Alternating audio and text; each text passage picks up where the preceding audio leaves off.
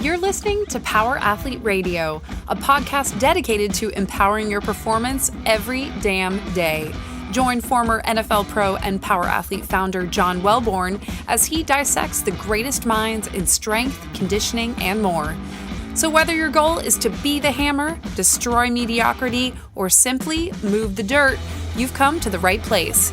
Now with the warm-up done, let the gains begin. Hey, Power Athlete Nation, I want you to belt up for an amazing podcast that I'm doing with my good friend, mentor, and my coach, Xande Ribeiro. So from Six Blades Jiu-Jitsu. So as you guys know, a couple years ago, I got introduced to Xande and we became friends. And now I was invited into the Six Blades family to not only work with Victor Hugo and Felipe Costa to help them do some of their strength conditioning, which we developed the Dragon Slayer program for them, but helping them really kind of mature into that. And then also my own jiu-jitsu journey. So on this podcast, we get into discussing not only where Xande is from, how his jiu-jitsu developed, his influences, his training partners, and what has made him one of the best to ever do jiu-jitsu. So it was an amazing conversation. So I want you guys to strap in, hit us with any questions that you have, but more importantly, just sit back and enjoy an amazing podcast. Thanks.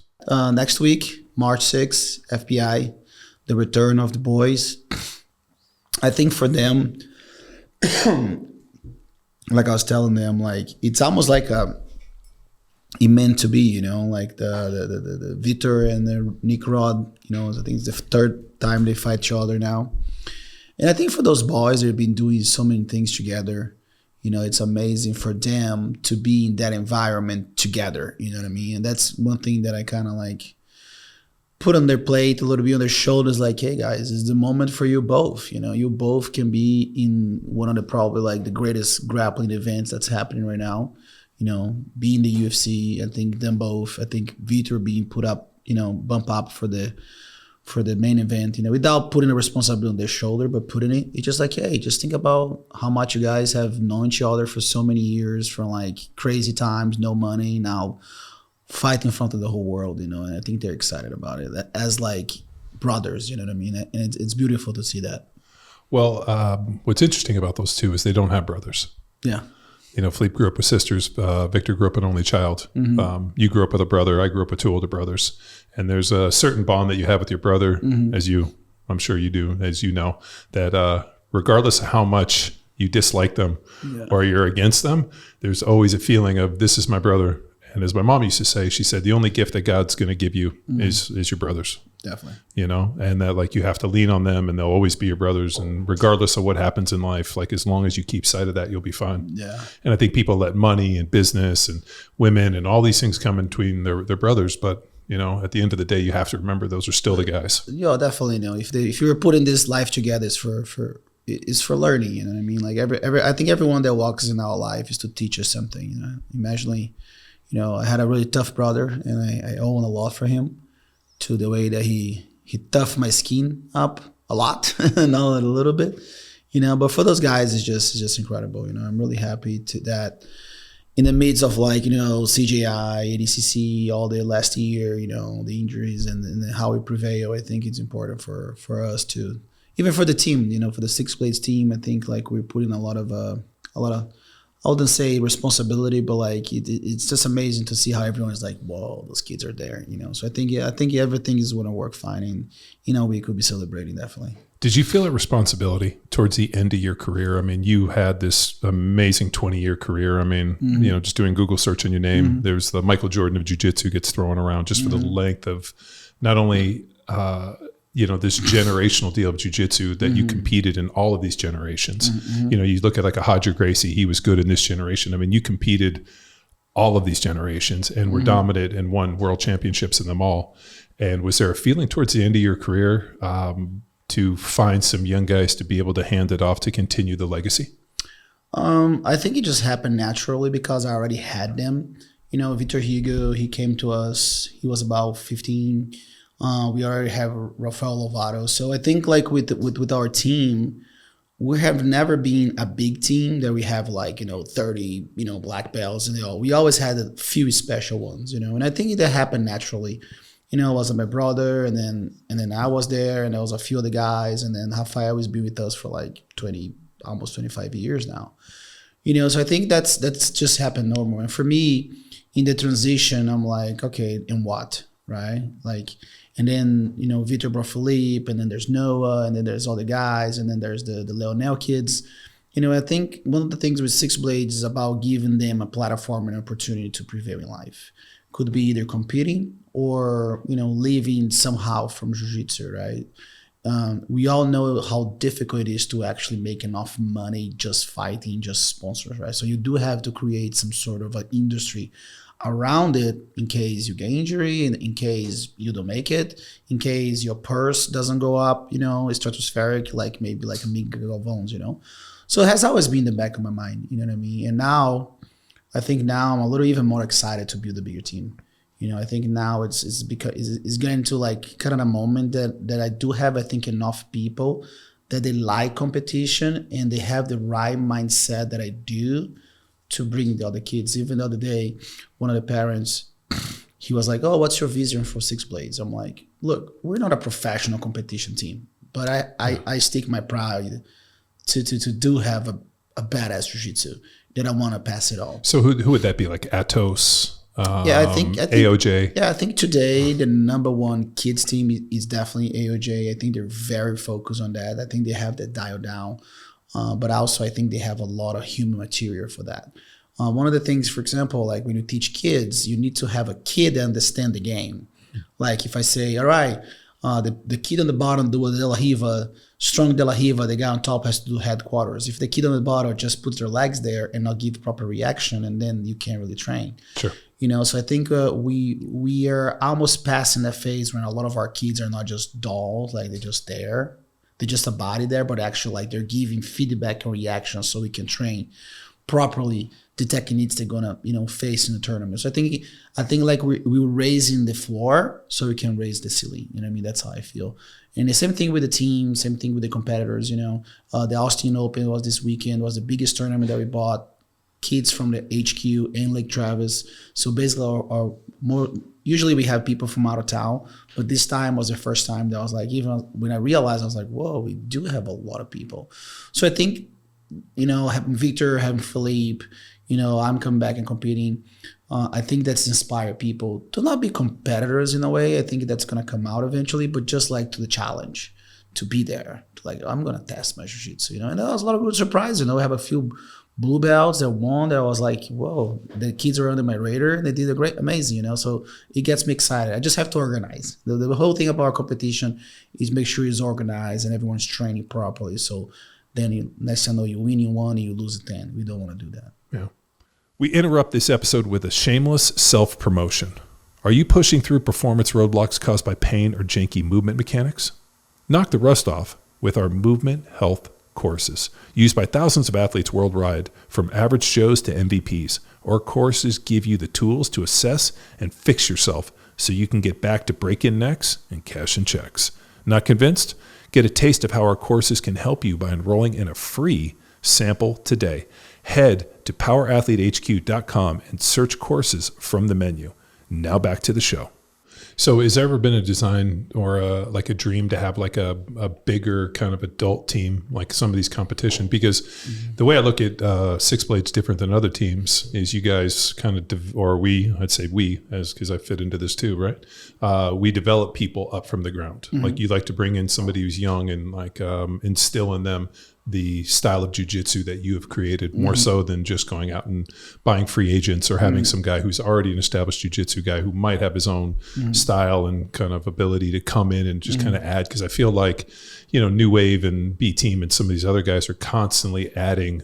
Guys are rotating in and out, whereas people don't rotate in and out Six Blades. Well, yeah, because first, I'm not scouting people. You know, like I said, we have a few special people.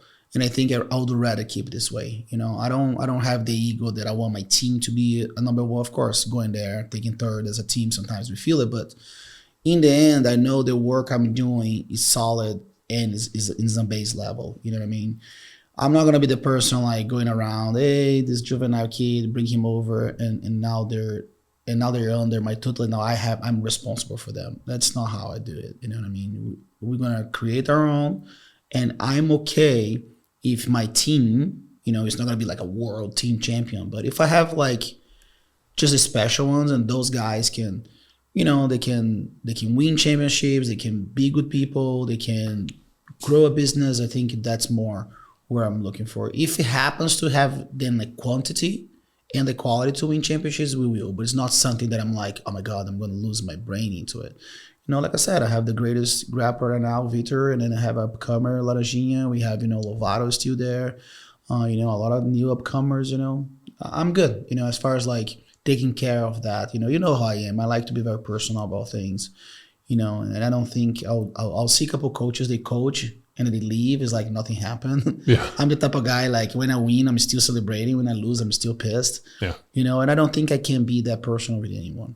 I'm very open to that. I'm always coaching my team, but it's my team, and I'm totally fine if I have 10 good ones. This episode of Power Athlete Radio is powered by Train Heroic, the most immersive strength training app experience on the market. We've built an online training business by partnering with Train Heroic to deliver all of our world-class training programs like Jack Street, Hammer, Field Strong, and Grindstone. To learn which Power Athlete training program best suits your goals, head to powerathletehq.com/training. And if you're a coach looking to build a business with the best training tech in the business, head to trainheroic.com/powerathletehq. And now back to the show.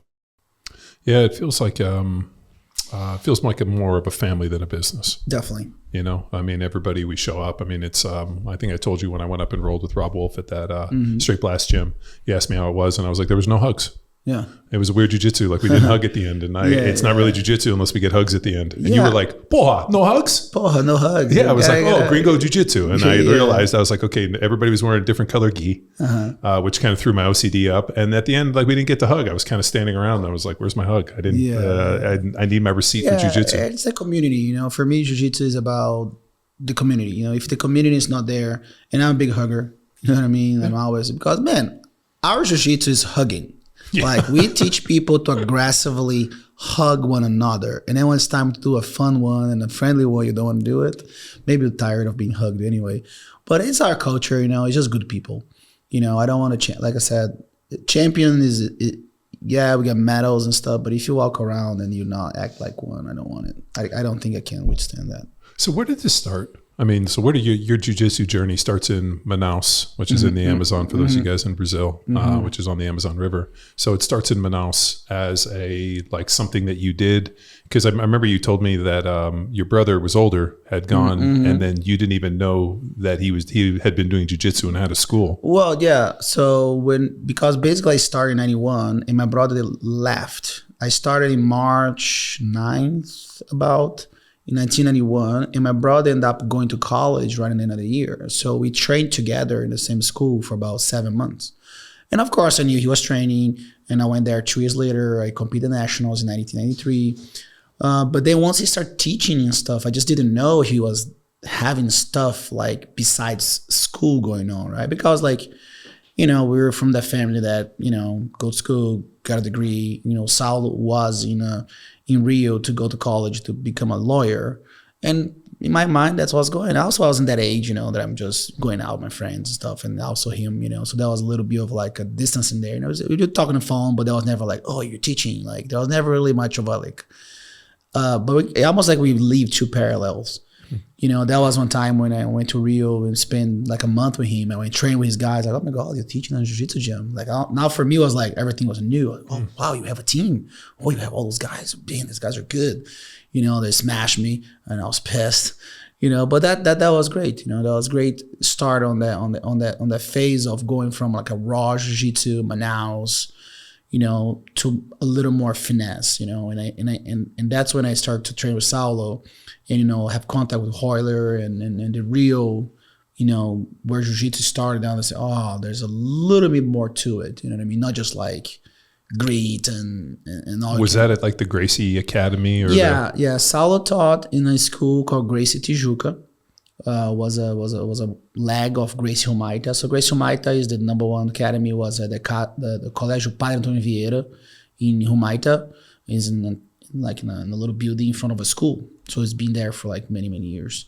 That's the original school.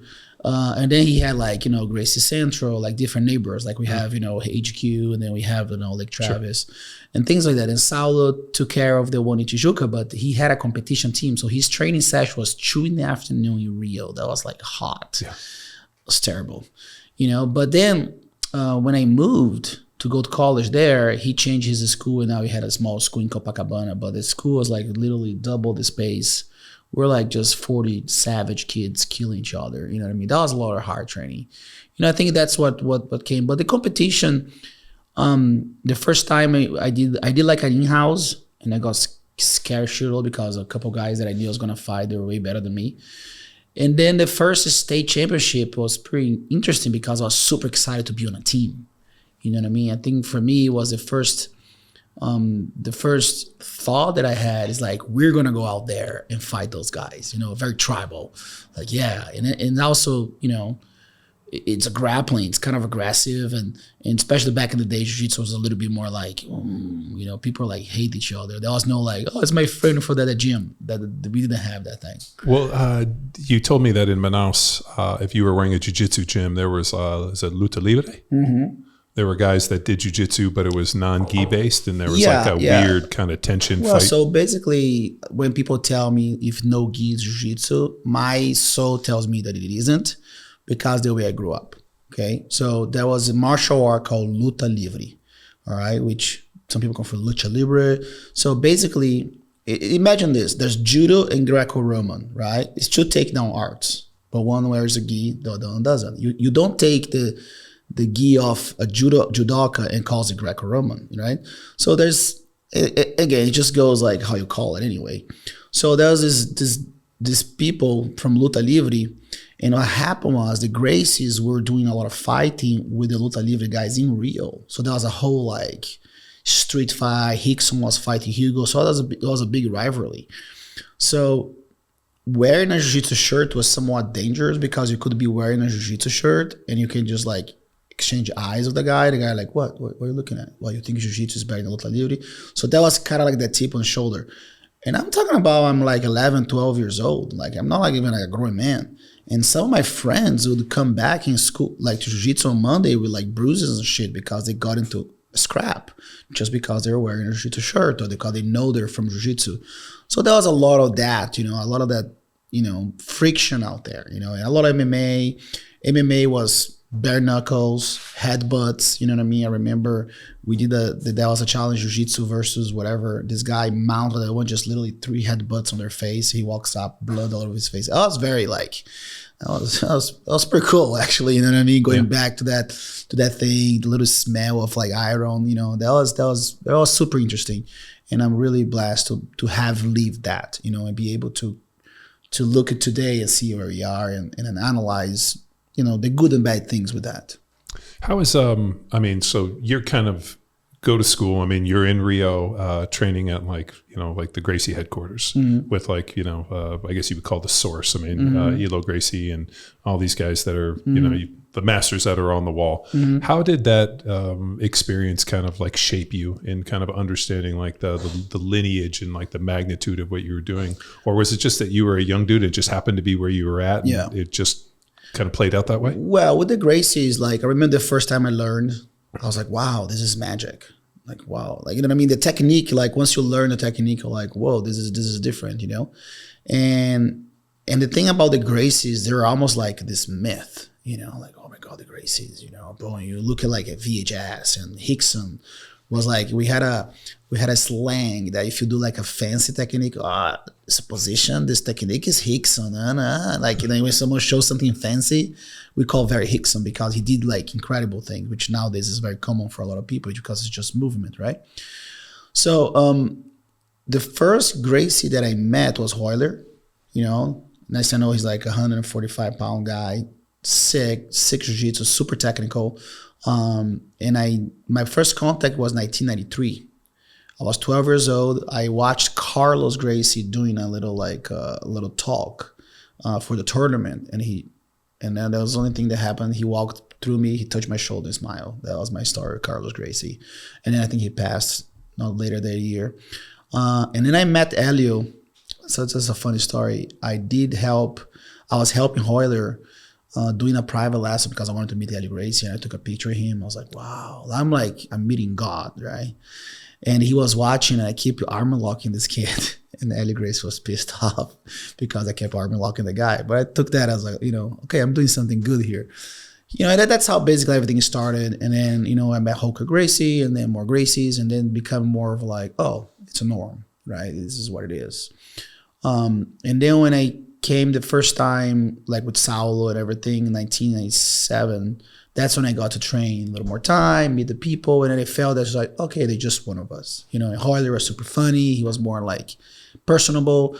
Helio Gracie would come out very often because he lived in Teresópolis, so I didn't really have much contact with Helio itself. But then when I moved to 99, that's when Saulo had his own school. So we would go to Gracie like more a couple of days a week just to be there, because the actual Gracie Academy was more of like executive training, a lot of like business people, night training. Sometimes we go a little harder with the older guys, like that's one of the things that sometimes I don't let, younger people ask older guys to train because we've been there. But we have our training at Copacabana at that time, so all the competition guys from Gracie Maita, because like most of the competition people, they're from the satellite schools. They're not really from Gracie Maita, but we did compete on the Gracie Maita. So that's how we grew up. And then eventually, next thing you know, I'm sitting down and having acai with Carlinhos Gracie, you know what I mean? Like the president of the federation. Next thing you know, like I'm going around and Saulo knew a lot of people. Now the Gracies are recognizing me, like Ryan Gracie, Hazen Gracie, Renzo Gracie. They're all like, oh, you're Saulo's brother, So that was pretty cool. And I became like, oh, all right, they're just people like anyone. They're just good at jiu-jitsu. And I think that's how that everything developed itself. It just kind of like fit into where I was anyway. Mm-hmm. So then obviously your jiu-jitsu increases, you improve, and then you make the move to America. Yeah. So the first, I was coming with my brother to the US to do seminars. And I met someone called Chris Blanky. He lives in Toledo, Ohio. And he said he wanted a teacher, right? And I was going to school, doing law school. And then in 2002, I decided to lock my school, freeze my school, and come for a test. And right away, I adapted so much. You know what I mean? People are like, oh, Ohio. You know what I mean? Like, dude, going to the bank was easy. I bought a car in a month. I didn't have to go, because in Brazil, you have to go to the lottery to do things, to pay bills. Everything now is in the computer. I was like, I don't have to pay bills. You know what I mean? That's super. Just the bureaucracy to live life was easier. I go to the bank, and the bank is always empty. I just went there to deposit some money. And then I started to do seminars, and that's when the industry of jiu-jitsu started. I think the whole idea of like association and teams and exchange start to happen, because a lot of people are like, oh, how do I train under you? I'm like, oh, just drive here. And I said, oh, well, if you want to be under me, why don't you do a subscription thing? Like you just become a student. And that's when the association start to develop. And as I know, we started to like develop little methodologies as how to teach and which positions to teach. And that's how everything started. And then 2004, I had an injury in my leg, and I moved back to Brazil for 6 months. And then Saulo said, I found a lawyer. And then Saulo at this time moved to Toledo, so we exchanged. So Saulo separated. And I went to Brazil, and then he went to the US, and then he met this lawyer. He's like, hey, I got this lawyer. I think, dude, you really gonna come back? Because if you come back, I think we should get our visas. I was like, all right, how much is that? Oh, is that much money? I'm like, all right, let's save the money and do it. And that's how I got my green card and everything else. It was a whole process. How is the rise of ADCC and some of these major tournaments? I mean, they've always had the IBJJF stuff kind of coming along, but I feel like this thing really started to ramp up. Just going back and watching some of the ADC stuff from, I think the first one was what, in 99? 98. 98, yeah, 98, like right around there. Yeah. But like seeing that where they were kind of bringing everybody that was had any form of grappling skill to come in and kind of compete, and almost like a Jean-Claude Van Damme Kumite movie where they're going to bring in grapplers and wrestlers and this, and they kind of brought them in to kind of see who would be the best. Yeah, because the only thing we did as luta livre versus jiu-jitsu was fighting, right? So what we see today, like no-gi only guys or things like that. Back in the day, there was no that. If you want to test your jiu-jitsu against mine, we're fighting. right? Nowadays we grapple, right? So I think. So you mean like punches? Oh yeah, like there was no grappling events. We never did it. Oh, let's do grappling with the luta like libre. a submission grappling? No, there was no such things. If we're gonna see who is better, was gonna be a fight. Like if I'm fighting the B team guy, we're scrapping. We're not grappling, because in the way I am going to their world, right? That's how I feel today. Oh, you come to my world, great. This is the one that's making money. We go, right? So basically, I give ADCC a lot of credit for actually pacifying it, you know what I mean? Because it was the first time they brought a bunch of like meatheads together, and they're like what's gonna happen? You know what I mean? They were very scared they're gonna fight, but they knew like in Abu Dhabi you can't mess around.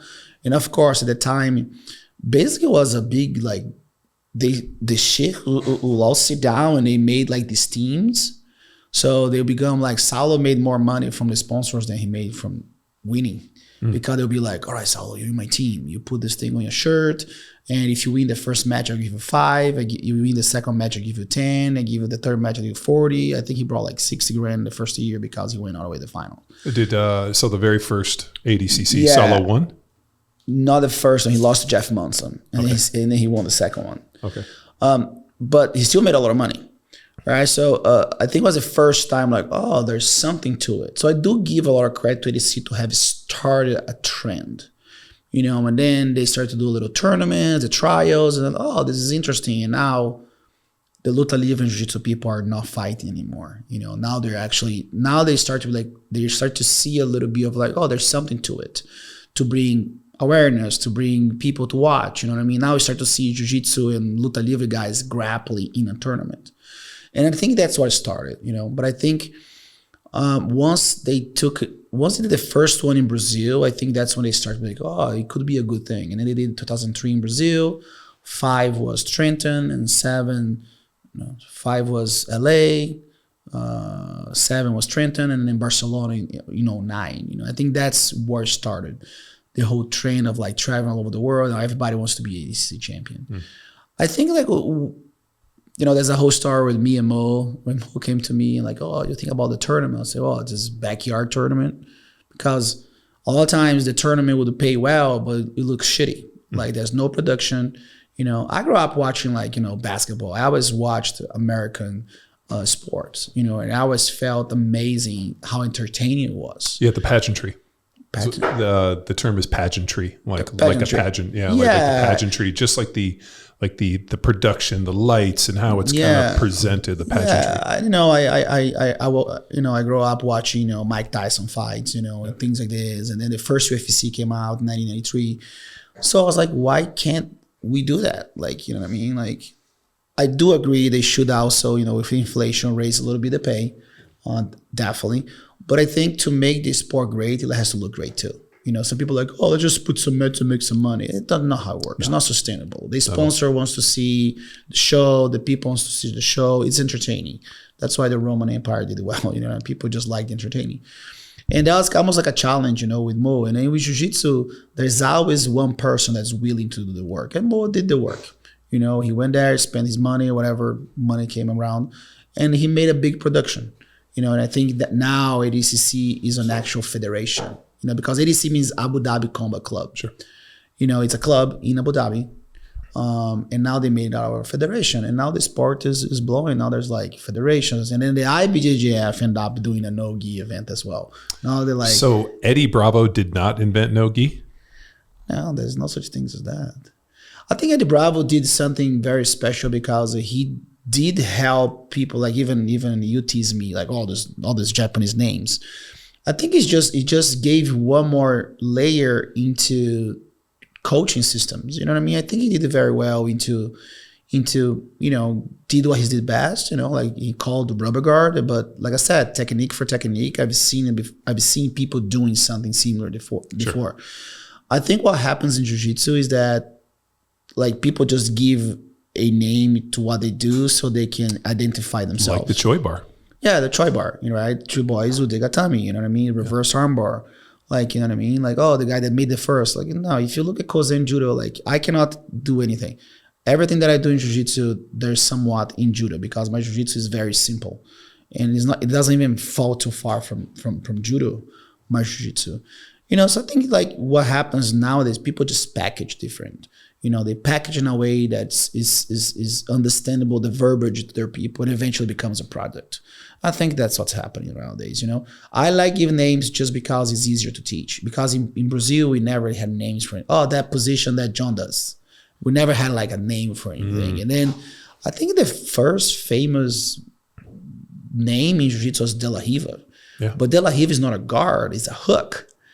And we used to call flan, you know what I mean? It wasn't even called De La Riva. We called gancho pudim, you know, flan. But again, if you look at judo, they always done that, but nobody has a name for it. Grapevine hook. I call a lot of things one time grapevine hook until someone says, oh, it's De La Riva. You know, because I can do a De La Riva hook with a sleeve, with a pant. So there's a lot of combinations. So, you know, go figure. So it's just easier to teach. You know, judo, I think judo already have a background. That's why like I don't want to create anything. If I do something similar, I'll honor it. Maybe I might not give the right name to what it is, but at least helps me coach. You know, and I think that's what it is. And like I said, what Eddie Bravo did great. He systemized his whole template and deal. You know, the rubber guard, New York and New Jersey, and like, and I think it's amazing because when they coach each other, okay, go for the this, go for the that. Yeah. You know, so they turn a sentence into a command. You know, people call me like, hey, what is this staying elegant? I was like, it's just a command to keep your body extended. Yeah. You know, that's all. I'm not going to say like this, straight your body, do a shoulder escape. I say, just stay elegant. Posture up. Yeah, you know, just boom, just move away. That's all. You know, I think that's what happens, you know. And Eddie Bravo, like, I think having a conversation with him, he wanted to keep the pants on to like honor the jiu-jitsu that he learned. But also that's the original Luta Livre uniform. So when Luta Livre, they had two schools in Luta Livre. One, the Speedo school, and the other one was pants and belt school. So you go there, it was very similar actually to Capoeira even, because you'd go to the gym, would be like no shirts, the uniform with no shirts, pants, and a belt. So they had belt systems and everything else. And they kept saying that school was like too much jiu-jitsu. And then they had the old school guys, Speedos, and grapple. You know, very similar to maybe Indian wrestling. Or like catch wrestling. Catch wrestling, yeah, that was more like it. And then some people could say that like Luta Livre came from catch wrestling, and there's all that stuff, you know what I mean? And I think my brain doesn't go that far. Yeah. So so for you and like the Six Blades method, it's very classical. Like when I look at jiu-jitsu and I look at the jiu-jitsu that we do, it's very classic.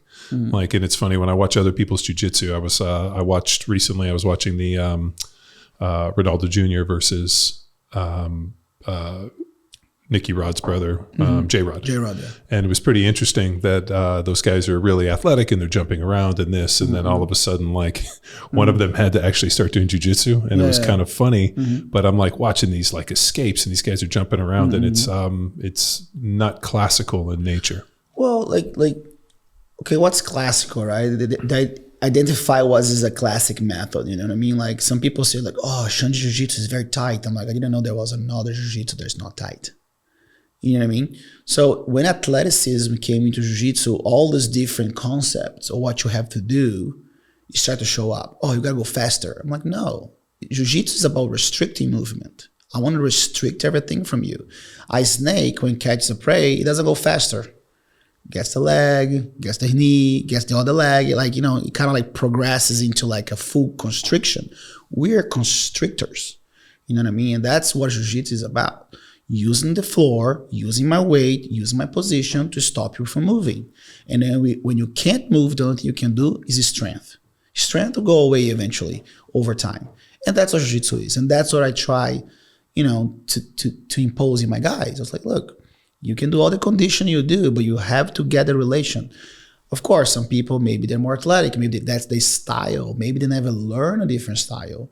You know what I mean? I think that's how it goes. Even the other day I was training with Brendan, and I'm like, Brendan, like when you pass the guard, grab the kimono to do the head course. Well, but it slows me down. I'm like, no, it slows me down because you put the weight and then you pull, now you can smash me and then you can pass. It's like, oh, I never thought this way.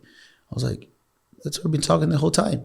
You know, so I think that's what's kind of missing. You know, oh, you gotta be athletic, you gotta be explosive. No, you just gotta use jiu-jitsu in the end. You know what I mean? Like My jiu-jitsu is so slow that sometimes it can be very boring. You know what I mean? I tell people, you know, the boringest guy in the world is Roger. You know, he's going to smash you, slow eat you, and finish you. You know, it's beautiful to watch. Yeah, you know, it's like Mount Cross collar choke. Yeah, like it's beautiful to watch for a person that appreciates the art, but maybe not for the public. You know what I mean? So I think there's a lot of that. You know, and I think what's happening is watering down. I don't think there's too many people that can teach that style, and I think that's all. It's all it is. I think it's a lack of people that are able to learn from the right people and still keep the mindset and not just like adapting the mindset into winning a competition. You know, let's imagine when I'm like 30 minutes with you, I cannot run around you. I have to stop you, right? So I think it's a lot of like jiu-jitsu it's almost like it's starting from a personal ability and then going to fundamental of jiu-jitsu. You know what I mean? I go the other way around. I imagine you have no flexibility, no strength, no stamina, no nothing. And then I teach you the jiu-jitsu. And eventually you grow into learning and be more flexible and things like this. So I think that's what's happening. So the classical style is the one that uses the beginning of what jiu-jitsu is about constricting your movement, gain territory, don't lose position, and finish once you get in a good position. You know, I was talking to one of my black belts the other day. We were talking about stories and stuff. I said, well, the biggest lesson my brother gave to me, he doesn't even know. I fought this tournament. I was a brown belt, and I beat this guy 26-2. And I was like, yeah, you know, 26 points. Like, I'm like super like proud of myself. And Saul was very stoic. And I came to him, and he was kind of like, you know, Saul before tournament. And I'm trying to like make him happy, right? I say, hey, do you see my fight? 26-2. He goes to me to show me you can lose every position in the game. I was like, what the fuck, this guy? Why is he saying that? Like, I felt offended because, again, in my mind, I scored 26 points. I'm like, come on, dude. He's like, no, you just proved to me that your jiu-jitsu is loose and you can't finish. I was like, ah. So then I have this theory: more than 9 points, you wasting your time. Mm.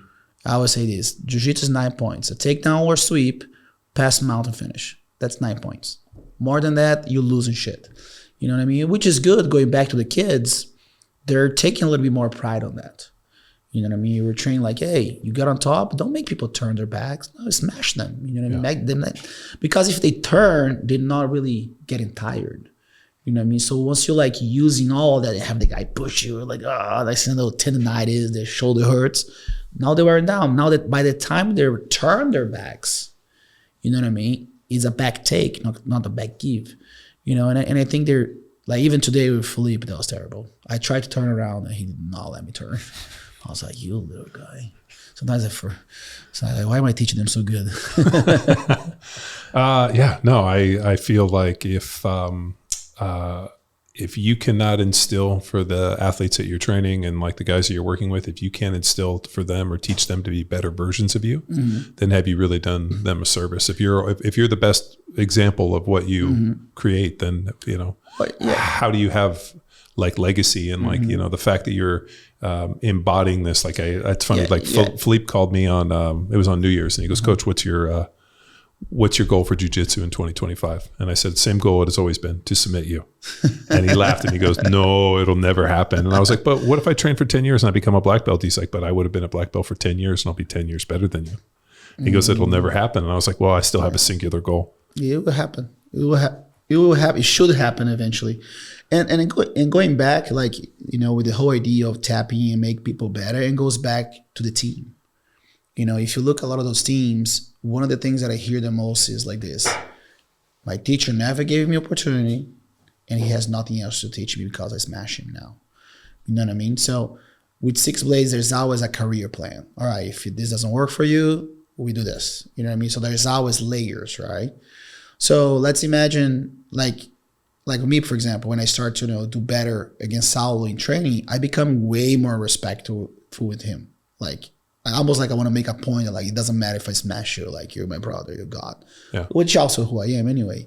And with Felipe and Victor, the same thing. Some days they just murder me, and they could be, well, they don't have a reason to brutalize me. And then I can go into the Lovato story. But it's just ridiculous some days. Some days I can get stuff if I get to good positions, and then I can win the practice and I can catch them. But mostly, man, it's just ridiculous. And it just shows that like it's almost like not they feel sorry for me. It's like fuck, it's almost like starstruck that they smash me with technique. You know what I mean?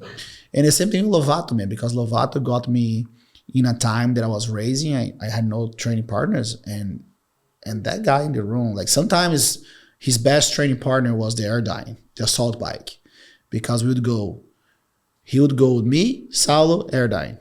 Me, Saulo, airdyne. And some days would just be the difference. Saulo, me, airdyne. And you talk about Lovato growing, you know what I mean? He was still like very, early on his black belt. And that was painful. That guy would fly all the way there to be smashed for a whole week. Sometimes if he would catch me in something, I would go back and catch him 5 times the same thing just to prove a point. You know what I mean? And even today when he gets on top of me, sometimes like he gets me like, okay, man, he better not remember that time I did that to him. But it's just the respect that we have for one another. And I think if you create a culture where like winning is what it is, and then what happens when they beat you, they're just gonna disregard you and disrespect you and then maybe leave. You know what I mean? I want my guys to leave in case like, hey man, I want to do something for myself. Oh, I don't want to, I want to do a business this way. And that's sure. And I totally understand, but not like I'll never cease to learn and be a student. You know what I mean? Because maybe I won't do for me, but I'll do for them, and that's what it is. Sometimes, I'm not a big leg locker. Hey, let's watch some leg locker guys.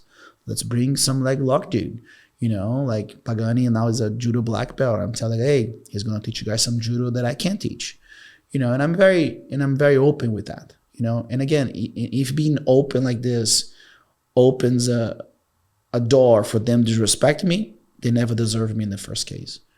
So I'm pretty happy. Like I said, we run businesses together. We're a family, and I'm totally fine to show my vulnerability. If you want to say, if they smash me, great, I'll be happy for that. I'm not here to create. I'm not here to be the king. I'm here to like teach them how to be great people. When, how do you feel like this style of like tight and like classic and that, like, was that something that you observed when you were young, when you went to the Gracies, or is it something that like your brother kind of observed that just kind of grew? That was just how jiu-jitsu was. Stacking, passing, smashing. That's the jiu-jitsu I like. Like a lot of pressure, keep it real close. Yeah, keep it real like close. Like nose to nose. Nose to nose, or I call unicorn to chin. It's just how it was. Like we didn't do anything different. It was like knees on the ground, under over, stacking, half guard, boom, maybe a little bit of boo fight, and that was about it. But the thing like with the development of different guards, and then was require a little bit of maybe more movement, more grip breaking, and that's when the whole thing started to go around a lot. You know what I mean? And which is interesting that now I'm teaching my guys to actually hold on to people, because jiu-jitsu is very pushy. I teach them to pull them people to you. You know what I mean? So like it's very engaged. My bottom game is to bring you to me. My top game is to bring myself to you. So I'm always engaged. Did you ever see a movie called The Professional? I don't know. It was like pretty like the guy was a hitman, a French guy, and he ends up like living next door to it. It's a crazy movie, but in the deal, like the hitman lives next door to this family, and basically the cops show up and kill everybody in the family, and the little girl knocks on the door, and then he like takes and kind of adopts the little girl. Yeah, the little girl. Yeah. I know what you're talking about. But in there, he talks about like if you're going to learn to be a hitman, the farther you are away, like the least technical you are. So they start like far, and then he goes, getting close with a knife. And he talks about like the final level is being close. Yeah. Like when you can get in close and you don't have to fight at distance, like that's a true test. And as you were talking about it, all I could think of was like, the fact that like now you're in a situation where like, okay, you're going to play, but to truly see this art, you have to be tight. Yeah, and it's nose to nose, and it's a lot of contact. Well, I'll rewatch. I really like that movie. The guy's very like. Oh yeah, with the glasses. Yeah. It's one of my absolute favorite movies. I can't remember who the cop guy is that he goes and he's like Mozart, and then he takes a shotgun and kills the whole family. Oh shit, that's a great movie. Was there a moment in your life where you realized that jiu-jitsu was your path? This was like your calling and like the path that you were on? There was a few. Even a year ago, there was moments that I decided to not do anymore. There was a little dark injury, infection, doubt all my life that the jiu-jitsu was something for me. I don't know. I think it just happened, you know. I don't think it's something that like, I don't think there was a moment. I think there was like a series of things, you know what I mean? I remember the first time I competed as a purple belt, this guy comes to me just because I'm Saulo's brother. Oh, he's an honor for me to fight you. I'm like, what the fuck that is? I'm 18 years old. I have no clue even what that is. Yeah. You know what I mean? At the time I was like, well, I better just finish this guy before he goes from honor to like mess me up. You know what I mean? So, in 2002, I got injured, and then I came back, and I got injured again. I got an infection, and then I just decided to quit jiu-jitsu. Mm-hmm. You know, my family was trying to hire me for these jobs and things like this, and then what happened? My brother one day calls me and says, "What the fuck you doing? You know, like, you know, you don't want to work for the family, or you're doing?" I'm like, I don't know, man. Jiu-jitsu is just full of assholes. I don't know if I can do this. And I just went to a dark, you know, I was smoking cigarettes, drinking whiskey every day. That was very bad. And then one day he calls me up and I say, hey, man, you know, he was going through a process too. I say, okay, that's when we actually exchanged it. You know, he went to Toledo because he broke up, and I went back and said, you know what? I'm going to give a little bit of a chance. I'm going to give it 6 months in Brazil. And I talked to my dad. I said, look, I want to, if I don't win or whatever that it is, I'll just, whatever, I'll figure it out, but maybe that's not for me. And first tournament was hilarious. Not hilarious. But first tournament I came back, I went to Búzios. I had a stomach infection. I was fighting and puking my own mouth during the fight. Ugh. And then I was like, is that supposed to prove a point or something? Like, what's going on? You know what I mean? What a lesson we have here. And then anyway, I won that, and I won this other big tournament, and I won nationals, and I won worlds. I was like, okay, there's something to it. I'm a world champion. The fuck, you know what I mean? Now, like, yeah, I'm a world champion. Where are the opportunities? Crickets. Like, okay, I'm a world champion, and what now? You know what I mean? I used to see these guys, and I say, what? Am I a world champion? Just go to a club and be respected? Like, no, I want things to happen, you know? And then that's when, you know, Saulo called me up and it's like, hey, you know, like, phone a lawyer. What you think about it? Is that much money? We need to save that money. And I'm like, you know what? One day I just realized that's what it was going to be. I said, you know what? I'm doing this. You know, I had no clue because there was no industry. There was no opportunity. The only opportunity that was there is the one that we created. You know, we had an association with like, you know, 30 schools paying us, you know, $100 a month. You know, now we like, you know, have a little bit of money. And then, okay, we sell gis, and now we have a little bit of a sponsor. The school is not really growing because, you know, the business is young. We don't know how to sell. Like, you know, nowadays there's management, marketing, branding. There's all this involved. So I think it was a big process. And I think the process, at least for me, it recycles. You know what I mean? My purpose always recycles. You know what I mean? Why am I doing this? You know, why am I competing? Why am I coaching people? Why am I into people's business all the time? You know what I mean? Sometimes it gets me tired because it seems like I want more than them, you know, because I care so much, you know? Yeah. So there's all those moments that I think. And I think for me, that's how I would like to always present my life. Always the recycling of purposes, you know, because some days, man, I go to the academy and say, man, I don't want to see anybody. There's this kid like, oh my God, I hit an armor lock. Whoa, and that gives you like a boost, you know. Maybe one day you come to me and like, man, body lock Victor Hugo, I feel so happy. I was like, yeah, you know. So I think like for me, the way jiu-jitsu works is an everyday remembering of why I'm doing this.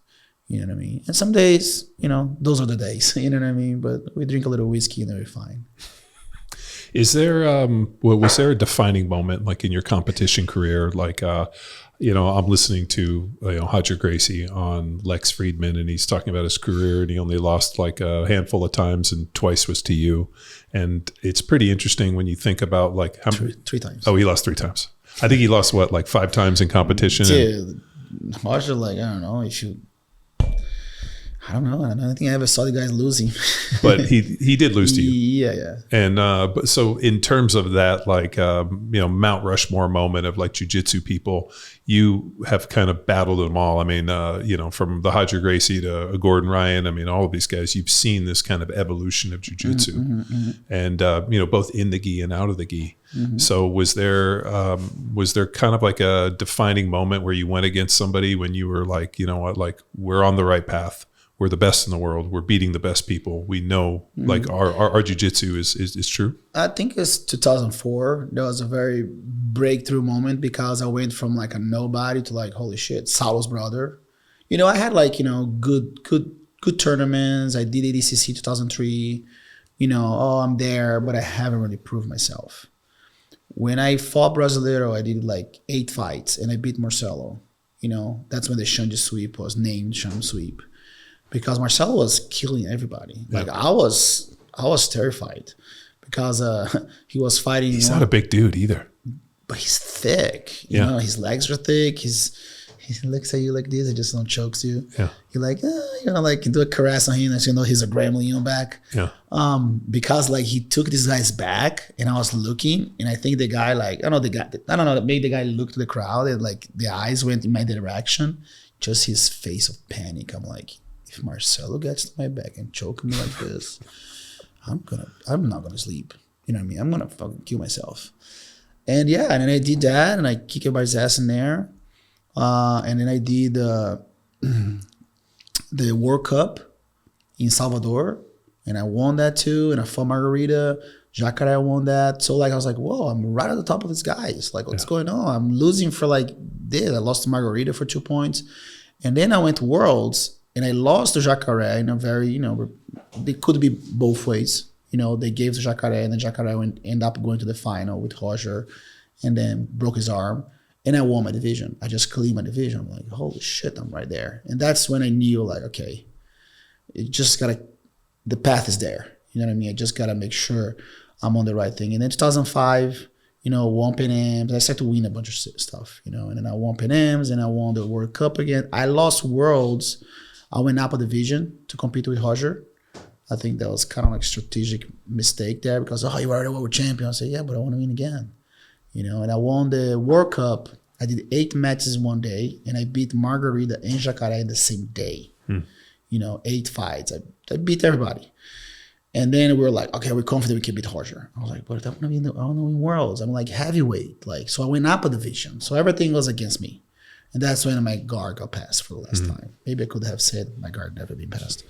But yeah, and then I lost to Braulio in the open division, and I went to the division, and I submit Cyborg, I submit Comprido. I was doing very good, but now I'm fighting Roger that big. Yeah, he's like when we were at Worlds for Victor, I met who was it, Hajar and Buchecha. Yeah, and Hajar is 6'4". Yeah. Like I'm 6'6", and he was like looking eye to eye with me. And Buchecha's big too. Yeah. And Hajar now, like, he's older, he's my age, you know, he's more like a normal big body, but big shoulders, big arms, his hips are big. You know, he ended up beating me. And I was like, shit. And then I came back in 2006, and then that's when I double gold and became the absolute. I was like, so 2004, 2006, they're very important years for me that solidify what the jiu-jitsu that I was trying to represent was about, you know, because I was doing a competition of who can mounts and chokes the most. I had to compete with Roger Gracie. That was difficult, you know, but I did get my more arm loss. I got chokes from the back. He was just very mouth and choke. You know what I mean? Yeah, very basic. Yeah, you know what I mean? Which is still, there's a lot of work. You know, I wasn't really a good cross choker until I was like a black belt. You know what I mean? So there is a certain things that needs time, you know, to perform at that level. You know what I mean? Of course, I perform to different levels, but the black belt level, it requires a little bit more of work. Was there something that happened in the training room? I mean, or was it just like a time thing? Like you had enough exposure and this was just the right time? Or did like the training change? Did something happen? Like was there something behind the scenes that was the catalyst for it? I think a lot of that is when in the room, guys that used to smash the shit out of me couldn't do it more. So I think it was my evolution within the room, you know? So right away when I moved, I had a lot of guys my level, maybe a bit better, more technically. And I said, no, boom, they became more of like experiments for me. You know what I mean? I think that's when things start to become very interesting because I didn't want to train to beat them anymore. You know, because at the beginning I was trying to survive, you know, those guys, boom, boom, boom. And then I started to get a little heavier, a little better. And now the only guys that really beat me was my brother. It got to a point the only guy that really like smashed the shit out of me was my brother. And then I started to see they're like, okay, there's still good training, but there was I always knew it was a matter of time until I'll finish them, right? And that's when I start to like, and I'm talking about 2000 and, whatever, already 2000, even before I went to America. Even in the room, I was already like a bit superior for a lot of people. And then I start to use them in a way to like experiment things. And I start to do different guards. I start to do position more sparring and things like this. And I think that's where technically I start to like open my mind to things, to become good everywhere, and then there was one or two guys, man, they're very good at submissions. Sometimes like you smash them, they catch you. But that was like, to dominate me was very few people, and then there was a point that really nobody dominated me anymore. And that's when I was like, okay, how can I keep that? Because I know, once the lion matures, the cub will go there and eat them. How can I maintain a technical efficiency within the process? That was basically just being open-minded, not training to beat my guys. Like, okay, if I'm fighting a butterfly guy, okay, I'm going to do butterfly. Oh, you have a good lasso, I'll put myself in a lasso. So I have always done this way. Until today, I don't care. If I go train with Victor Hugo, I'll try to leg lock him, even though he's going to break my knee. But I think that's one of the secrets in Jiu-Jitsu, to like be able to use the room the best way possible to still be technically exposed to all these different games. So how old were you in 2004, 2006? I was 23. So, and then, you have this kind of like almost polarizing, crystallizing moment where now you're a world champion. How were you able to extend that and be able to compete for the next 10, you're talking about when I met you, what was in 2022, the last ADCC you fought, to be able to extend that from 2004, 2006, all the way to 22, how what did that look like? I think, like I said, Jiu-Jitsu watered down a lot. I think like the Jiu-Jitsu, the BJJ, let's put it this way, that we see today is very far from for what the real thing that matters is. I don't use the term BJJ. I know you do. No, I don't. Okay. Right. It's jiu-jitsu. and I've heard you say it, and people are like, oh, BJJ. And I'm like, no, we do jiu-jitsu. Jiu-jitsu, yeah. It makes it very much cleaner for me, Well, I think my ability to defend myself is always going to be the thing. Nobody can do anything to me. You can't finish me. You can't pass my guard. You can finish me from the back. So that creates a baseline, right? And having the young kids try to kill you, it's important. The difference is, man, when I'm on the mat, the guys want to beat me. I want to kill them. And that's the fun. If you have to make it very even raw, that's the difference. I'm not there to sweep you. I'm not there to entertain my legs around yours. I'm there to choke your neck and to break your arm within the realm of the rules. And I think that's what it is. And for me, it doesn't change. It watered down. And then you see guys like Mika, for example. Oh my God, that's fantastic. No, people have been doing this for years. The only difference, that kid holds your arm. He wants your arm. The kid bench presses 300 pounds and deadlifts 1,000 pounds so he can grab your arm and snap it on the middle, not to grab your lapel, hold on to it and hope to get a point out of it. So I think one of the reasons that I've been doing this so well for so long is because the Jiu-Jitsu has watered down. You know what I mean? It's like black belts can't choke anyone without bust their lips open. You know what I mean? I still can choke people with finesse. So I think there's a lot of that, and I think I do give credit to my brother to the way, the precision that I was exposed to with him. If you're not even close to that precision, it's not going to happen. You know what I mean? I think that allowed me to, to compete and train until today. Of course, yoga, meditation, I'm flexible. Maybe I could get a better diet, but thanks to Natalia, I'm getting better at it. I think like I'm very good at slow things down. I'm very good at telling hey, I'm in a bad day. Maybe not. It's not a day today. You know what I mean? I'm totally fine with that. And that's one of the things that I'm trying to teach the guys. So guys, when you come to the room and there's something wrong, I need to know. So we adapt. So we don't overload. Maybe you came here to practice and you had to deadlift 1,000 pounds. Yeah, your back's gonna be hurt. It's gonna be sore, but then we have to tweak things out, and I was very good at that. And knowing, I was like, oh, maybe that's not a good day. And Saul was very good at it. He would look at me, did you sleep? Did you masturbate? Did you do anything? Did you had a wine last night? No, you're not ready for today. Yeah. And he was very good at that. I'm not really that sensitive. That's why I need a lot of feedback. Yeah. So I think like a combination of a lot of those things, it really allow me to the day have the certainty that I can go a month from now who's number one and fight a top seed athlete. 15 minutes, I can't. I don't think I can do like an adult competition, like a 2-day competition, 5 fights. I think that's a bit too much. Age, I'm not allowed to use certain tools, to withstand that. So I think that's very difficult for me. But I think I can handle it. No, we could totally performance enhance you into that. Well, but then, But that's kind of a weird piece, like the performance enhancing thing. Like the rise of Gordon Ryan, who, was relatively skinny, then all of a sudden magically puts on 40, 50, 60 pounds of muscle. And this idea that everybody is taking steroids in jiu-jitsu and this, I mean, it's kind of added almost like a dark cloud. Yeah. Like in my time, of course, a lot of people did steroids back then. You know what I mean? I have never used it because it never worked for me.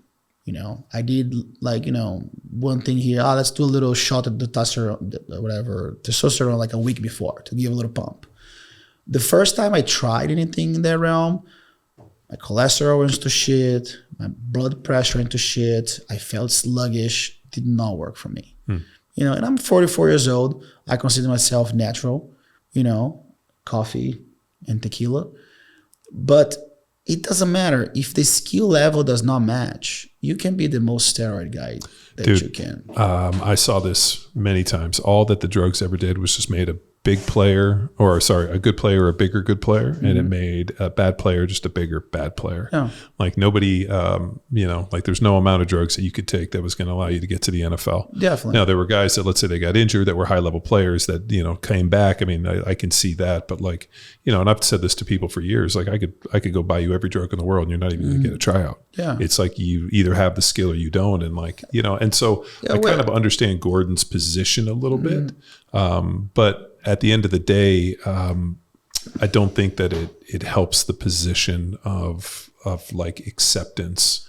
Well, yeah, it helps you to withstand the load of training. Yeah. That's for sure. Yeah, you recover faster. Recover faster, you're stronger for sure. But Gordon Ryan is very good at jiu-jitsu. Yeah. You know what I mean? Like people are like, oh, he's only good at no. Look at his jiu-jitsu. It's good. Very similar to our jiu-jitsu. It is. You know what I mean? People talk about, oh, he's just a leg lock guy. No, he was not just a leg lock guy. He puts pressure. He did a lot of laboratories. If you look at his younger fights, he lets people mount him and do stuff. So he's a very smart guy. I was watching him do some passing, and the passing that he does was identical to the passing that we had done before. Yeah. Like the guy's got his knee shield up, like taking his hand, pushing the leg down, using this, pummeling. It was So I think like it did help him for sure. It's costing him a little bit now. Yeah. You know what I mean? Good for him. He's made his $1 million. Now he can do whatever he wants. But I think the long term, it's a problem. It's something that we're going to have to deal with for the rest of our lives. Does that make it better? I don't think so. If steroids will be the great D and O to what makes you good at jiu-jitsu, then everybody will be good at jiu-jitsu today. You know what I mean? But you do see some people like, yeah, that guy's... which is interesting for me, analyzing this generation now in jiu-jitsu, is how sustainable that can be.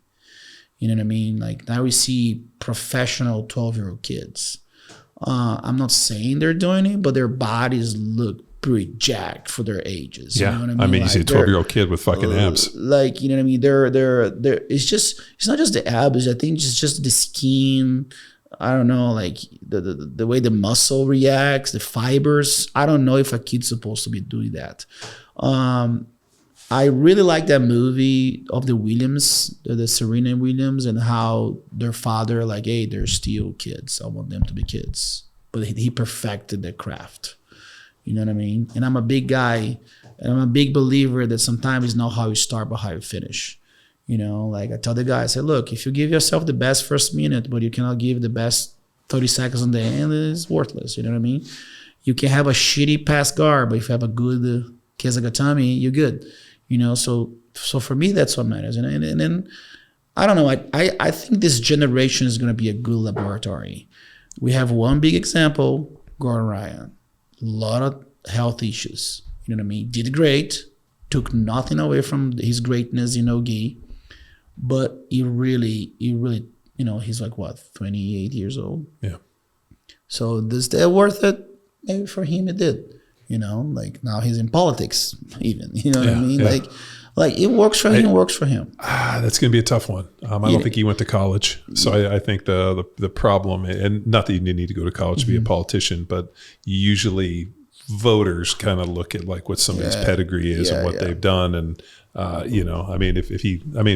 good on him. I think anybody that wants to get into public service and public office and they do it for benevolent reasons, I support it. I think a lot of people look at it like, hey, this is if I can get into this thing, it's a hell of a honeypot. Yeah. Yeah, but like I said, like we see that, and we see a couple kids nowadays, they're already getting hurt, you know what I mean? Getting major injuries at 12 years old. That's like, that can cost you a lot, you know what I mean? So let's see, like I said, one example, did great, but that was a cost.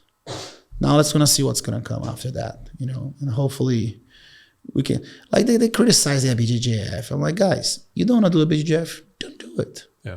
You want to put like steroids up your ass? Go do other terms that don't charge, that don't do that.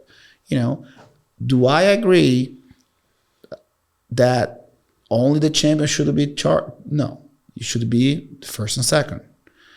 I think if someone falls for the USADA at IBJJF, there should be no champion. Like they do this thing now, they put a third place to be a champion. No, there's no champion. Oh, but a tournament has to have a champion. Who said that? Yeah. You're going to grant someone a title? Like, I don't know. I feel just a little weird about that one. What about the, how do I put this? Like the weird kind of like, I don't know, you could call it like social media, I guess, content between like, Craig Jones and the CGI and ADCC and like kind of, autism and jiu-jitsu and this and like a lot of the gay stuff. It felt like very WWE, which is what I never felt like with jiu-jitsu. Like I felt like there was it was still a martial art, whereas I felt like it at least between CGI and ADCC as we were getting the guys ready for it, it felt very WWE, like professional wrestling. Yeah, like the thing is like, it's marketing, right? Like it's about likes. It worked for them. They got what they need to do out of it. But the only thing that I actually realized now, at least the worst has passed. I hope like whatever happened last year between CJI and ADCC, I don't think can get worse than that. The promotion, the way they're cussing one another, the way they took away from the kids' worlds. Again, that was a good money. That was an amazing show. I was there. Props to the production. I know the guy that does the production with CGI. That was an amazing event. Do I agree with the methods used towards that point? Maybe not, right? Maybe sometimes that's what it takes to make a change, right? I think in the end, both shows were amazing. You know what I mean? Of course, did I want to see a couple guys at ADCC fight? Sure. But also they put some money there, But I just don't like the idea where now, like especially a little bit playing with some serious issues. You know what I mean? Like the sexualization of the sport. We see a lot of women fight for their some of the women. Yeah, sure, go be in a bikini. Like I don't care. You know what I mean? Some girls are a little more like conservative in that sense. You know what I mean? Do I like the sexualized jiu-jitsu? No, because I can't fathom the idea of like, seeing two bikini girls trying to get up, the angles and things like this. I don't really like it, right? I can appreciate the beauty of it, but I just don't like it not because of me in a way, because maybe there's a kid that's going to see that because there's no filter on it, right? There's a young girl that's doing that, right? Oh, well, we have daughters, so I kind of look at it. Yeah, you know what I mean? Like once they turn 18, sure. All right, you want to do that? Okay, it's a PG-13, like whatever. It's a rated R event. Like I even chose like, hey, is Net CGI is going to be rated R? Because you could be watching the thing and as you know, whatever, is going to be some girls with the tits out. You know what I mean? Like we need to know what to expect for that, because I think it still should be my choice to expose my children to something like this. Sure. And then the whole thing with autism, you know what I mean? I think jiu-jitsu, there's a big there's a big looking, a lot of moms are looking for jiu-jitsu for the autistic kids. Yeah. You know what I mean? I think it's a great tool of socialization, things like this. And then you're going to make fun of it. You know what I mean? Like, autism and drugs, autism and this. And now like, well, I'm looking for something to my kid to get better. And then he might be even made a clown of it. So I think certain subjects, should be left out. But again, it's just my opinion. You know what I mean? And again, I think the CJI, DCC beef last year, I think was the worst thing could happen. I think I even saw some butt plugs in commercials and things like this. Yeah, like I said, I think it's unnecessary. All right. But again, the media today is about clicks. If you get clicks, you get money. If you get views, you get money. Girl, if that's your value, if that's your price, that's your price. Yeah. You know what I mean? But we'll see. I just want to make sure my guys are ready to make that money. That's all.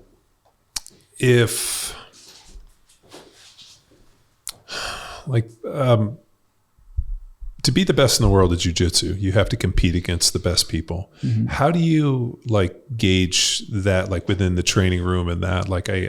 I sometimes wonder that if and the only reason that this kind of comes up is whenever I talk to people about jiu-jitsu, I always ask them, so where do you train? And when they kind of explain to me their training circumstance, I'm like, you don't have a bunch of 20-something-year-old Brazilians that are here on visas. Mm-hmm. Whereas when I go to train, I train in very deep waters is the analogy I give people. Mm-hmm. If you show up and you have Philippe and Victor, Noah, we have really good people, and the jiu-jitsu I see is high class, like high level. Mm-hmm. So I wonder, how do you is that the determining factor for success on the mat? Because I imagine a lot of people feel pretty good. Hey, I'm training in this environment. I'm in my school. I'm doing well. And then they go to an event and just get absolutely smashed and realizing that maybe the pool that they're training in isn't deep enough. How do you make sure? Is that something that just kind of happens because the competition is good? Or is it something you have people? Because I'm sure all the time you've had people come train and you're like, this probably isn't for you, or you're not at the level that you need to be. So how do you kind of work through to make sure that the environment is one so that when you go out into competition, you're able to compete at the highest level? We never had much people. I'm talking about Lovato, me, Saulo, and an assault bike against Gracie Barra Alliance and everyone else. And we prevailed. I think with jiu-jitsu is that the reason why intellectual people, or even people say even autistic people do very well with jiu-jitsu because it's hyper focus, right? Well, there's it's endless puzzles. Yeah.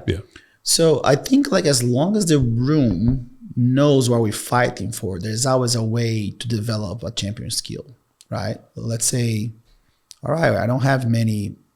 Well, I do have Emilio now and you, but we don't have many people for Vitor Hugo, for example. Right? How could we get Vitor Hugo to what it is without having that many people? Because there's a moment that Laranjinha is not enough. Yeah. Because next thing I know, he catches his game and then what? Because there's a moment that that training partner is just there's a limitation. Unlike in a free spar, because you already know how they do it, know the pressure, it doesn't phase you anymore. So we did a lot of, like I said, I think in their way, one of the biggest secrets is just being playful. You know what I mean? Just for example, with you, even though maybe you have what you lack in technique, I can use you, like you're saying, man, body lock Vitor Hugo for 5 minutes. That's a championship. Get John out of the body lock. Just teach you, hey, John, you're gonna hold here, do this and do that. Are you good at listening to the orders? Yeah, was very specific. Are you, Nick Rod? No, but I believe you're way stronger than him. So there's something within that environment that you put it on, that even though you're a blue belt, you're the great asset for Victor. Because now if Nick Rod ever gets there, the feeling of struggle in that situation has been already trained upon. And that's going to be nothing. You know what I mean? So I think jiu-jitsu is very special. It's because you don't have to be the most athletic guy to win. Yeah. You just have to know how to play the game. And that's all it is. I've seen people winning phenomenally. I've seen people winning by not even fighting, which I have done that before. That was one tournament and Lovato fuck me, how can we win this without even moving? You know what I mean? I don't know. So I think jiu-jitsu is a very special art that you can adapt. And like I said, I had, when I moved to Ohio, I had about 11 students and 8 of them were white belts. And I was fighting against high-level black belts. The only thing that sometimes I would feel is when I would go to Rio in the first or second training day that I felt, oh shit, the speed is a little different on training. But I knew I was technically ready for any situation. So I cover all the gaps. Mount, back, boom, boom, boom. If, I would do things that I'll be working out for 45 minutes before class and I'll have all my students warm up. And then I'll finish like doing a pull-up, I'll do jumping to exercise. So I was very playful that way because I knew once I was ready, once I was fresh, eating, rested, I'll be ready to go against anyone. And that's basically how it has been for the past 20 years. And that's what I do with Vitor Hugo. That's what I do with Laranjinha. Sometimes we have more humans in there and then we just do more training so they can do different bodies, the reactions are different. But I think with jiu-jitsu, it's important, of course, to have high caliber athletes, but sometimes the high caliber athlete is not helping you. You know what I mean? So I think that's what it is. That's why a lot of guys, I got hurt training with this guy. I say, yeah, because you're both are competing with each other, not helping one another. So I think with jiu-jitsu is very much like that. For example, people like I was watching Mika talking about, Mika just trained with juvenile kids. That's his training sessions. Juvenile little kids. Why? Because he's playful. He's putting himself in situations. He's doing acrobatic finish. Now his body just knows how to move. There's no restriction and hindering of movement. You know what I mean? So that's why he believes he can do it. And what the difference between a blue belt and a black belt? Nothing. It's still an arm. If he be able to perform the movement, and that's all he needs. And I always felt that I just need to perform a movement. And that's how I became successful through all these years. Man, that's like, different in terms of boxing. Like, what they'll do is in boxing, when they go into training camp, they'll bring in, fighters all the time, different fighters, bring in different people. And there's this idea that, the quality of like the guys that you bring into your fight camp, and I'm sure they do this in MMA as well. I just am not as familiar with it, was kind of dictated on that. Yeah, so I think with MMA, because there's this striking part is involved, and I think that's very specific. It's the same thing. I want to do judo, don't train with judokas. You know what I mean? It's not going to happen. But I think with MMA, or boxing, because it's so specific, the speed, you know what I mean? Like, you can't do boxing slow. No. You know what I mean? You need to be fast, you need to be snappy, you need to be moving. But with jiu-jitsu, you can be slow, you can be fast. Like I said, there's a lot of things you can do with jiu-jitsu. That's why jiu-jitsu is very interesting, because there's not really a formula. That's what works for you, And for me, what's been worked in too many years is always looking for different, stimulus, having the people that are willing to do the work with you. You know what I mean? So playing in the NFL, we had a pretty solid training environment in the off season, and guys used to come in when I lived down in Florida. We had a really very, very high level amount of guys that came and trained in the competition, even though we weren't out there in pads hitting in this, but like the competition piece was massive. And then when I came back to California and I was training at Athletes Performance, it was even more so. I mean, the amount of guys that showed up, it was like going to an NFL training camp every single day. And so there was a high level sense of urgency in knowing that like, I'm going to potentially be facing these guys in a few months. And so you're watching them do everything. If he does it, I'm going to do it better. If he's going to condition more, I'm going to do more. So that kind of feeling of like never getting one upped and being able to kind of hold your own, carry your belt, I think is a good term in jiu-jitsu. Like, can you carry your belt? Was extremely important to like sharpen the blade, so that when I went out and played, I knew that I'd already been competing at such a high level, like there was no drop off, which I feel like maybe in jiu-jitsu it's not the same. It's not so much about me imposing my will on another person, but can I execute the game that I've developed? Yeah, like look at Roger Gracie. He moved to London in 2000 whatever two. So his whole career he was training in London. I don't think he had that caliber of people with him. He has his father. But then, of course, probably he went back to Rio for like, a 3-4 week camp. Maybe could ask him that.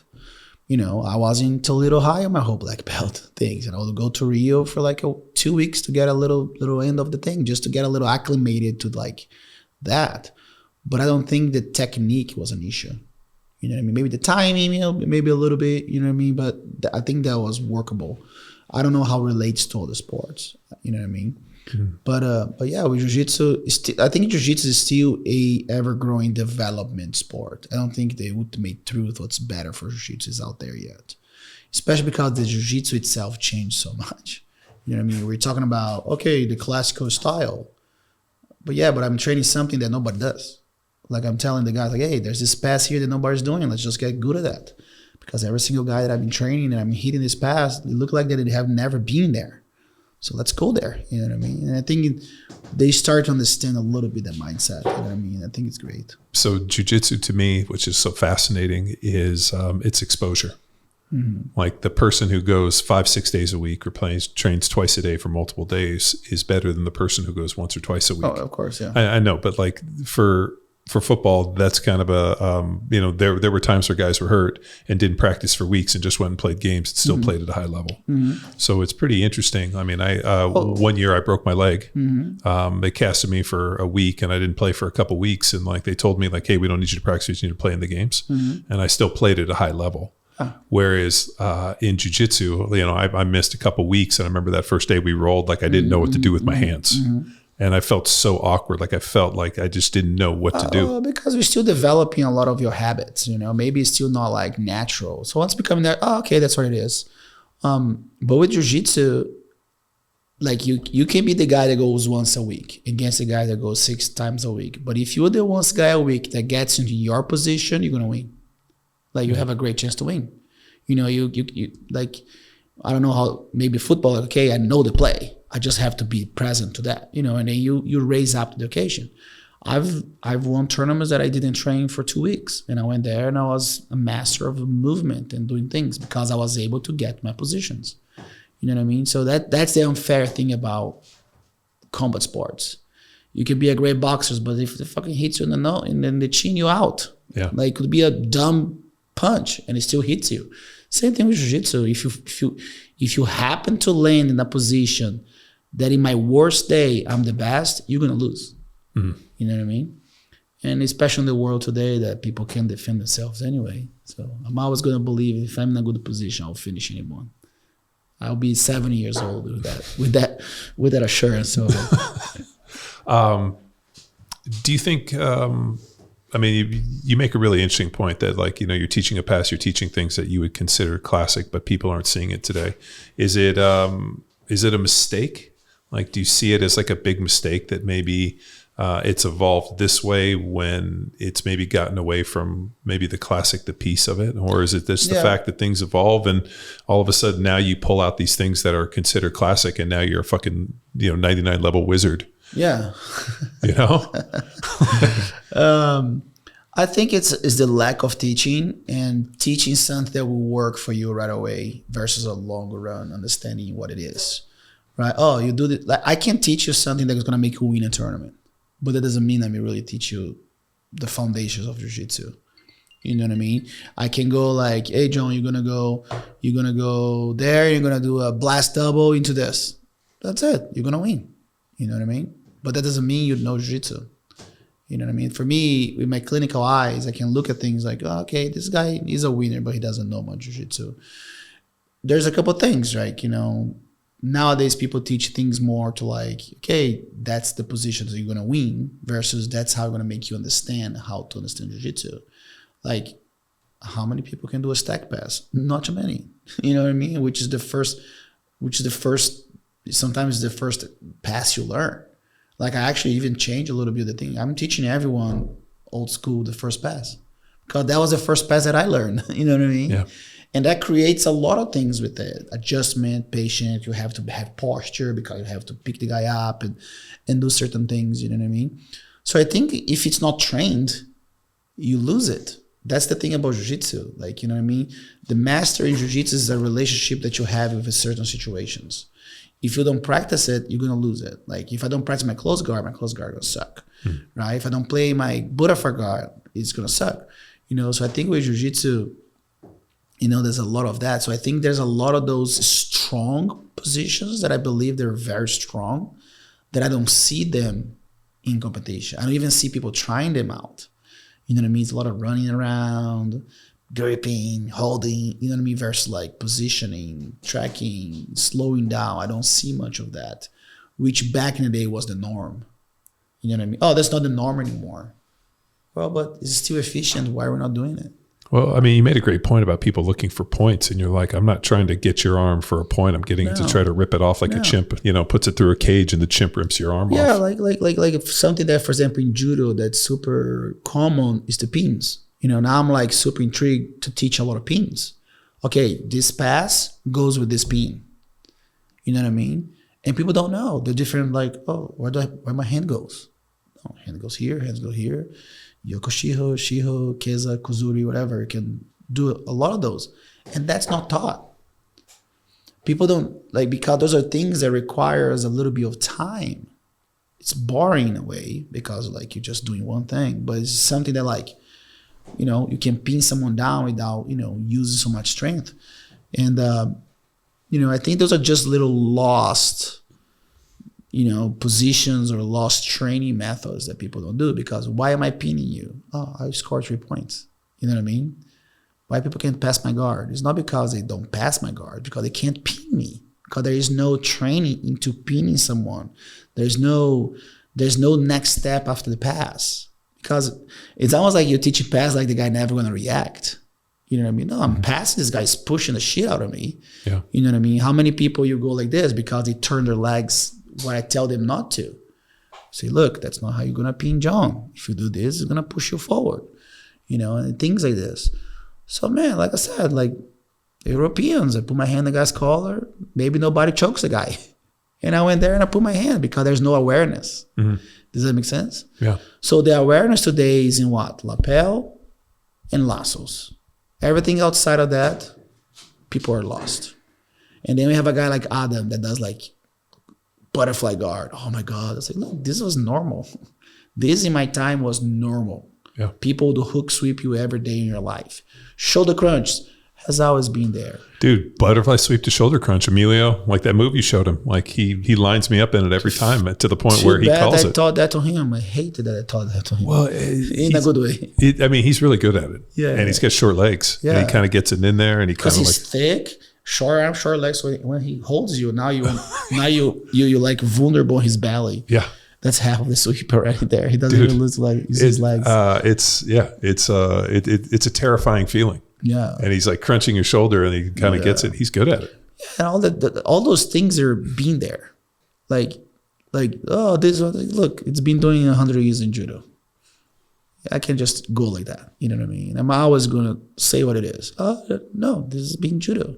There's like an hour movie in judo. It's my whole jiu-jitsu. The way I choke, the way I pass, my reverse keza, there's all there. You know what I mean? Again, what makes efficiency if I have the ability to be there? You know what I mean? I say that guys like me and Roger, if I'm within your knees and your shoulders, we're the best in the world.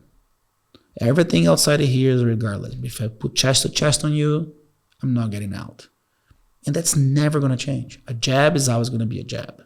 A cross is always going to be a cross. A chest to chest crab walk will always be a chest to chest crab walk. There's nothing else. What are you going to do? Unless you create a extra nipple, you know what I mean? But it's still the same. That's why, like, going back to what we were talking about, like, you know, the efficiency, the people in the room, for me, it's simple. It's just get chest to chest. Once that happens, fight's over. They're going to be like looking for a lapel, and they can't even do a frame. You know what I mean? So that's why, like, the evolution is really the evolution. I think it's an athletic evolution, a creativity evolution. But I really, really think 100% there's no evolution in efficiency. Leverage is not there. It's just like how hard I can hold. I trap you here and I wait. Like, oh my God, it's just when I discuss with like IBJJF referees, it's just ridiculous. Like, you wrap me up and then you stop. No, you have to move. I'm like, what's this? You know what I mean? My neck is right here. Come on, do it. You don't see it. It's very like, if you don't see a back take, you don't see a finish. You know what I mean? Like, it's very difficult. And you see a guys against me, Mika, oh my God, arm locks. I'm like, You just got to do it. You just got to practice it until you perfect it. Well, how did it kind of go down this road? Was it the advent of wrestling, or just the fact that like better athletes? Like, what was the kind of the evolution where because it feels disingenuous to call it classic. It probably just is like good jiu-jitsu. Yeah. It is really what it is. And it's kind of evolved to where now, is it like because the teaching is not as good that like maybe the people that are teaching it, like I remember you told me you rolled with a guy who was a little kind of famous and he high level, I think he was a brown belt or a black belt, and you were like, he did not do jiu-jitsu. It was as if somebody had never instructed him how to do the basics. Yeah. And when we were recently, when I took Victor and Philippe out to teach the seminar for the guys at the development group, the one thing that they commented on to me was like, man, there's a goal in jiu-jitsu. Like now we're fighting back to a position, like we can see the system. And I was kind of like, that's not like that everywhere that you're at. No. And they were like, no, like, I mean, we're trying to do this. We were fighting for submissions. I didn't realize that there was like home bases to fight back to. Like you want to try to get this guy here and try to get him back to here, and, and like, that was an interesting piece because the only jiu-jitsu I've been exposed to is your jiu-jitsu. So it feels like it makes sense because I for me with Power Athlete, like there's a system that we're trying to train, fostering, developing athleticism.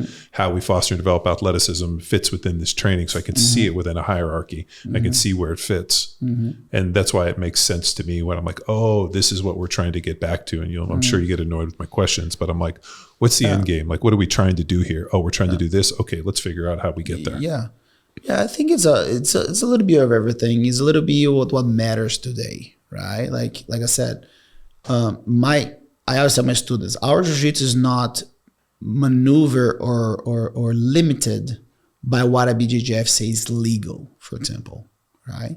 So there's a lot of illegal stuff in the BJJF. You can't reap, you can't opener, you can't do a crucifix. There's a lot of things you cannot do, but there are legit jiu-jitsu combat techniques that they need to learn.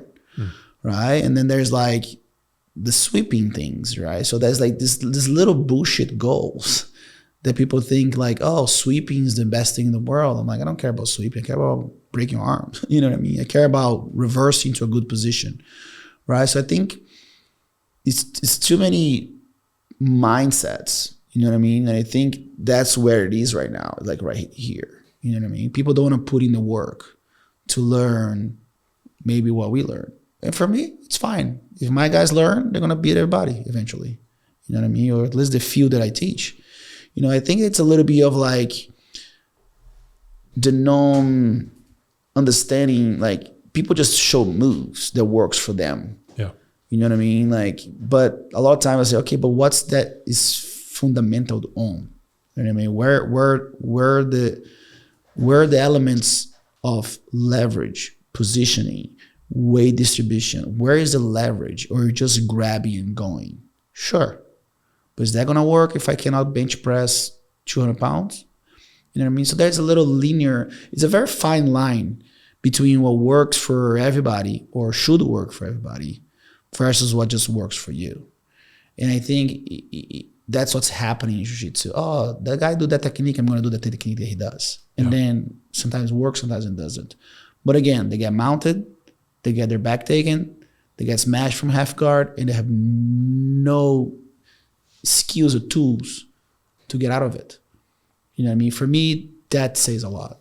I think it was, I can't remember if it was Hodger Gracie or who, they asked him, what do you think one of like the big negatives today is about jiu-jitsu? And he said, it's probably YouTube.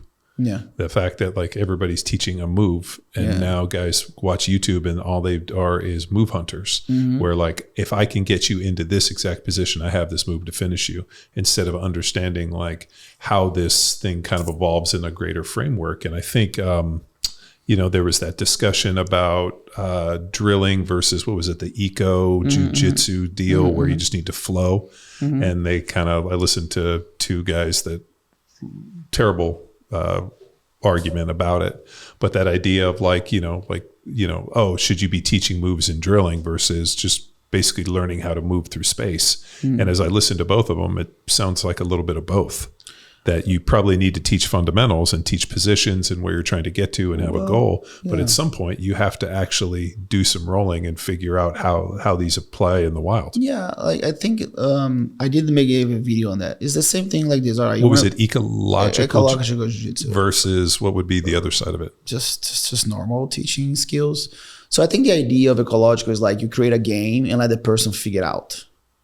So for me, that's a very intuitive method. If you're not a very intuitive person, you're not going to get it, right? In my system, we just call this position sparring. Yeah. I constrain you from doing certain things. Like, for example, body lock Victor Hugo, let him figure it out. He's going to get a shitload of mistakes. And what are you going to do? Eventually, like, hey, man, I have this technique that I can add to the toolbox. Oh, okay. And then he can add to that.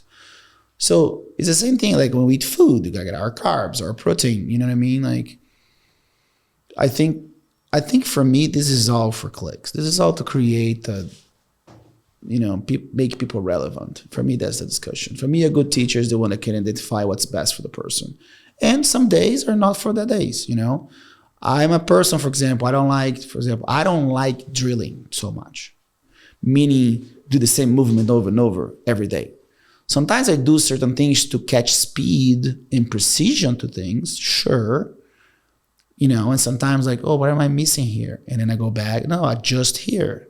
Work the adjustment. This is where, take some time to learn the nuances of a certain technique. And then there's the moment that like, okay, I'm going to put myself here, you go, I go. All right, now you can only use your left arm. You can use your right arm. You can only push me. Now you want to put me in the half guard. I guess that's the idea of ecological jiu-jitsu, just turning, like constraining things. And I have always trained like that. Again, I'm in a room with like 8 white belts. Sometimes I'll put my hand in my belt. I'll put the hand in my right hand in the belt. Do the side control, I'll escape everybody. And then I'll go left hand in the belt and then both hands and I'll give them something. Yeah. It's just how it is, like learning. There's this thing about jiu-jitsu like, oh, what's the best? Like there isn't the best. There is what makes sense, right? Or there is what maybe I'm talking about, what I believe is the essence of jiu-jitsu. That I think is a non-negotiable for me. Everything else, man, like, when I do kettlebells helps my jiu-jitsu. When I do yoga helps my jiu-jitsu. When I do mobility helps my jiu-jitsu. When I do power athlete it helps my jiu-jitsu. Because it teaches me how to be a better athlete somehow, to have quality of movement. When I do a bench press, I engage this, I engage that, and I push a little easier. It could be when someone's on top of me. But again, what's the best? I don't know. It's how you put it together, right? I think that's what it is. Ecological, this and that. I guess I've always been doing ecological jiu-jitsu and It sounds like people were just looking for something to battle or argue about. Yeah. But I also can't really picture you, Salo, and Lovato in a training room with an assault bike being like drilling. Like I can maybe in the warm up that we're going to work on this and this, but I kind of imagine at some point after you guys were warmed up, you slapped hands and it was just like, hey, let's start in this position. You're on your back, I'm here. Yeah. And now you got to stop me. Yeah. That's basically what it is. Which is funny because, we'll go over and kind of teach positions and whatnot, and then we do positionals. Yeah.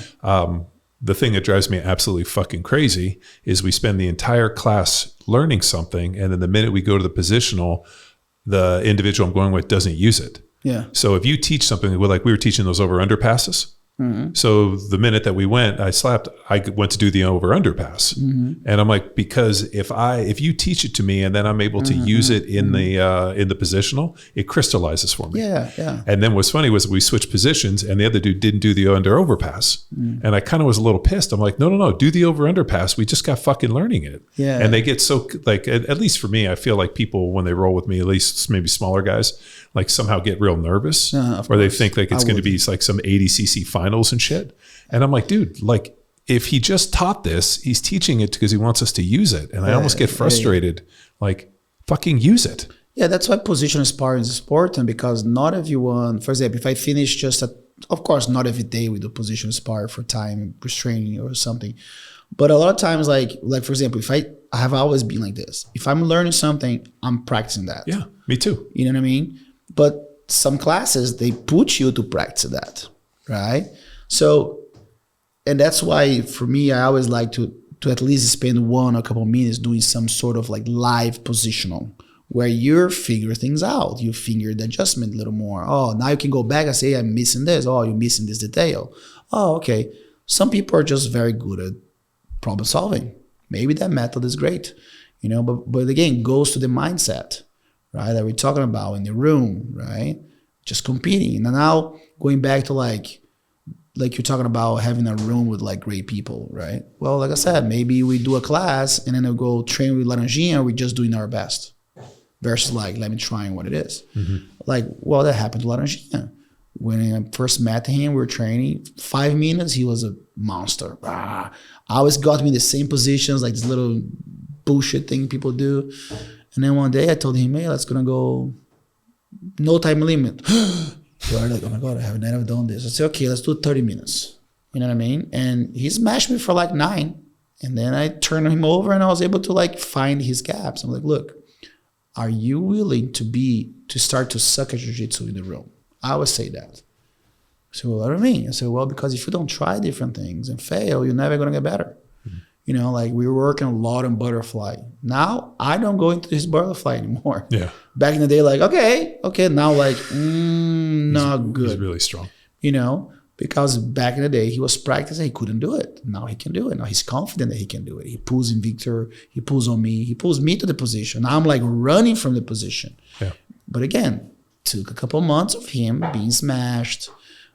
I would pass his guard, probably a lot of people would pass his guard, but it came to a point where he's getting the fruits now to have a complete game. Laranjinha is good standing, he's good in different guards, he's good passing, you know what I mean? He's good in a lot of things. A couple mindset insert. Now, for example, going back to teaching methods, now he knows the techniques. Now I just need him to understand the mindset behind it a little bit. Sometimes he's a little too rushy, Now I'm like, hey, man, the way I like our jiu-jitsu is like this. Once I pass to a better position, your energy is way low. That's how I feel jiu-jitsu, because it's so speed-oriented that when I get to a position, both are fresh. I like to get to my top positions like side control, and you already like, fuck, I don't like this. You know what I mean? I like my opponent to have those thoughts.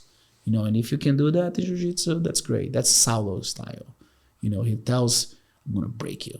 You know what I mean? And nobody breaks us. You know what I mean? We're there to break people, break their will. You don't want to be there anymore. You're like, get it out of me. You know what I mean? You know what I mean? That's the feeling that I want their opponents to feel like, no, I don't want to be on the bottom of this guy right now.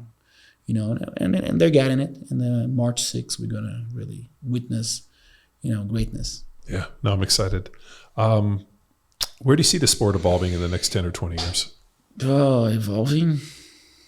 Or de-evolving? Or, is it de-evolving in 20? Where is this thing headed in 10 or 20 years? Well, I think we're going to have way more. I think what's going to happen, we're going to have way more people doing jiu-jitsu, and there are way more people failing on their businesses, because I think people are going to have access to real information. I think we doing this is a way to, help people to understand, oh, okay, this is the type of things that I'm looking for jiu-jitsu school. I think events are going to keep coming and going. Hopefully things like, they're doing really good. Hopefully Flow Grappling, who's number 1, is still a power, or way maybe a more organized or a bigger broad of athletes. We have ADCC, CJI, all those tournaments. They're bringing good development of money and the industry. I hope that gets better. The organization, because right now, and also we hopefully we have enough people to fill in those gaps. Because if you look at CJI, ADCC, who's number 1, Flow Grappling, whatever, they're all the same people. Yeah. So now they're fighting for the same people. Yeah.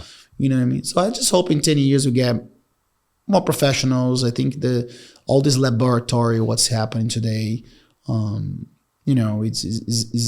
in good use, and hopefully, big companies like Nike, Puma, actually see and find the right person to like, okay, this is how we're going to develop the martial art, and that's how we're going to develop the industry. Let's take this to the next level, But for me, the next level is just more people practicing it, and definitely one thing that I've been saying I always said that. I never thought jiu-jitsu itself is a like a spectator sport. If you don't know jiu-jitsu, you're not going to sit your ass there for hours. Every person that was at the CGI and Flow Grappling, any of the events we've been to, every person in the audience does jiu-jitsu. Yeah, like you're not gonna see a non-jiu-jitsu person going to a jiu-jitsu tournament. It's not gonna happen unless you're like a boyfriend, a girlfriend, a family. You're not. Well, my brothers came when we were out in Orange County for the Who's Number One. My brothers showed up, and they don't do jiu-jitsu, and they were like, "Where's the beer?" Yeah, you were sitting next to them, like they were super kind of didn't really understand it, and we're they just kind of laying there, like, what do they do? Like they couldn't. And I was trying to explain it to them, like when you do jiu-jitsu and you're involved in it, it makes a lot more sense. So it's kind of, similar to like CrossFit as well.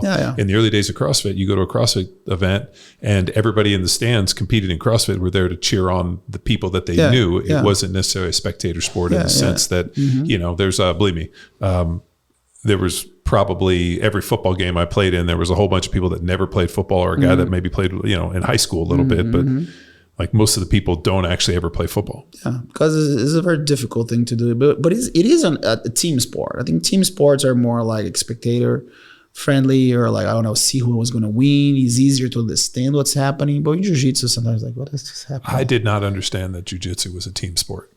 I thought, you're out there against another guy. It's very similar, but it's something that you cannot master without teammates. Oh yeah, because you have to have people to train with. Definitely. And if you don't take care of your teammates, and you don't take care, and you're not a good teammate, then people don't want to roll with you. Yeah. And then you don't get better. Yeah. So there's a really interesting thing about being a good teammate and being like a good training partner, and not being tough. And being able to pash people and do this, but not being a fucking asshole to where, people don't want to train with you, or making sure you wash your gi or cut your nails or brush your teeth. All those hygiene things. Because I've encountered people that I don't want to roll with because they have dirty gis or they smell funny. Yeah. You want to be the guy in the room that everybody wants to be with you. Even though you're going to smash them, but it's like, okay, they're going to smash me, but it's a fun training. Yeah. You know what I mean? Understand that. I think it's important to do. And engage the person you're going against. You know what I mean? Okay, I'm going to go a little slower, go a little harder. I'm going to try this. I'm always the type of person that if I'm going against somebody, I'm always going to try to do the hardest thing. You know what I mean? If you're heavy, I'm going to try to do the hardest thing with you. Put myself in the worst case scenario. And I think that's being a good training partner. Especially in jiu-jitsu. Again, go back to the community, going back to being there to serve your friends and be able to be a good partner for a goal.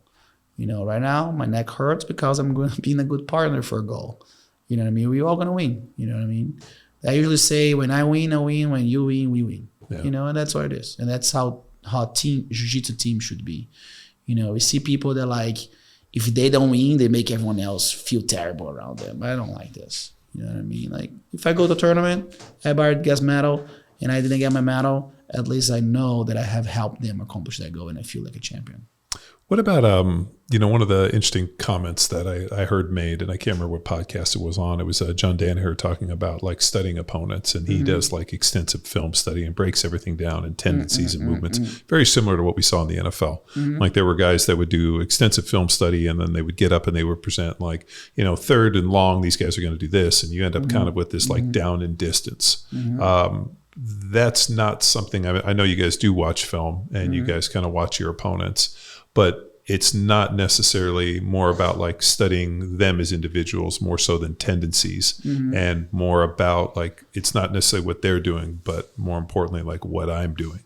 Yeah, I think I always think like this, man.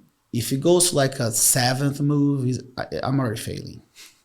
You know what I mean? Because you gotta be present, right? So for me, I analyze tendencies and stance. Oh, they position themselves like this. They pass right, they pass left. Oh, they have a tendency to pass this way right, pass this way left. And then I start to, and I analyze, okay, let me see if they fight someone that does something similar to me that I do, and how they react upon it. And I think that's where it goes, I don't try to get too caught up, because if you think too much about what the guy can do, you forget about to do yourself. I'm a big believer in jiu-jitsu. Want to impose your will everything else is regardless, is irrelevant. You know what I mean? And that's why our style is so good, because it's about narrow down the options. It's not about creating more options. You know what I mean? It's like if I put you in a corner, you can do two things: move right, move left, or go through me. You know, when in the middle of the thing, you can float this way, float that way, hop this way. There's many nuances of like finding an angle for a punch. But if I just go position myself, stalk you into a corner, now it's very limited. You know, I shrink that down. So the same thing with Jiu-Jitsu, you know what I mean? Saulo was very big like that. I said, but what about this? I said, Xande, here's the deal, man. You're the champion, right? It's like, yeah. If you let that guy go that far, man, what the fuck? You're not supposed to be there. And I still keep that thing. So like, we analyze what are like, you know, okay, what are the best positions? Well, Nick Rod, it's very clear what his best position is. It's his takedowns, his body locks. He go way better at turning that into a back take. And those are things that we did it. And that's it.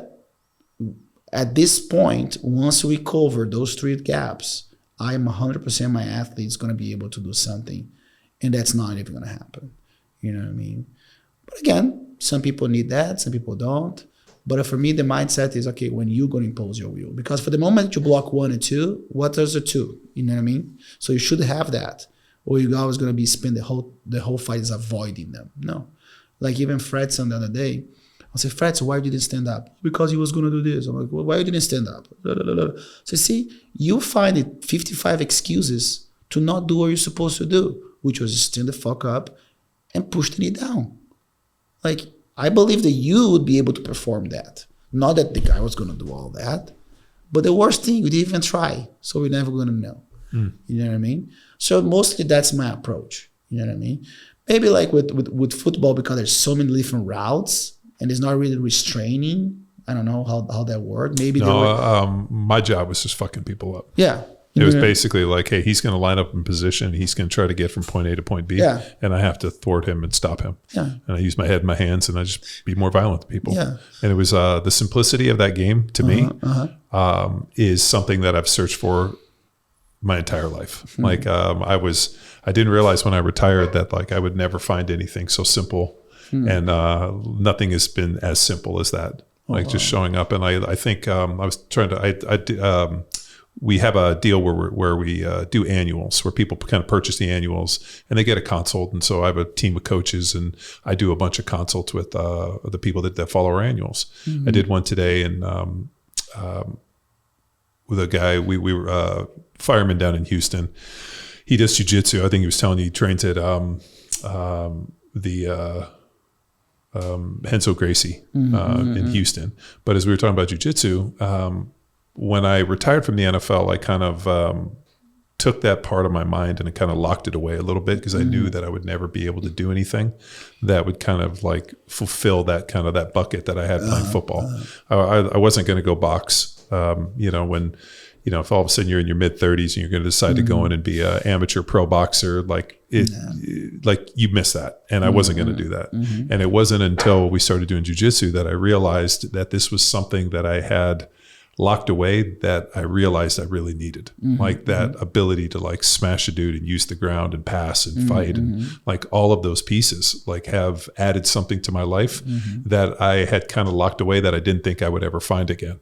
And it's not like the violence of it. Like I'm not out there trying to hit people or hurt them, but like imposing their will, which is exactly what I tried to do when I played football.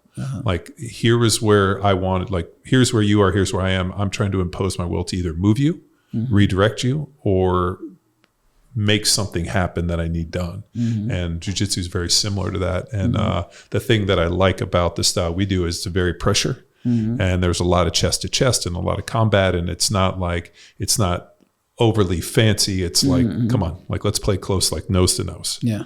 And it's as much as I've been able to like influence, Victor and Philippe and Arash and work with the guys and train them, like what I take is almost more for the fact that like, here's something that I thought that I had lost that I ended up refinding again. And it's kind of really helped me like tremendously. Like jiu-jitsu has added something. And I know it's super kind of dorky in a lot of ways, but I think like my entire life was so combative and violent for the job that I did. And I thrived off it and I loved it. And it was the only time in my life where everything felt very calm and made sense and was just, I love to be in the eye of the storm. And so it's a lot of fun to go do that, but then also have to mentally realize that these are little people and these are normal people. And I don't want to hurt and like break your toys. So when I roll with people, I try not to use a lot of strength. I try to like use a little more technique and not fucking constantly just trying to break people. And I always think, I'm like, man, these are like little toys. Like, I don't want to hurt these people. But you can say that my voice is there, calma. Yeah, I hear it all the time. Calma.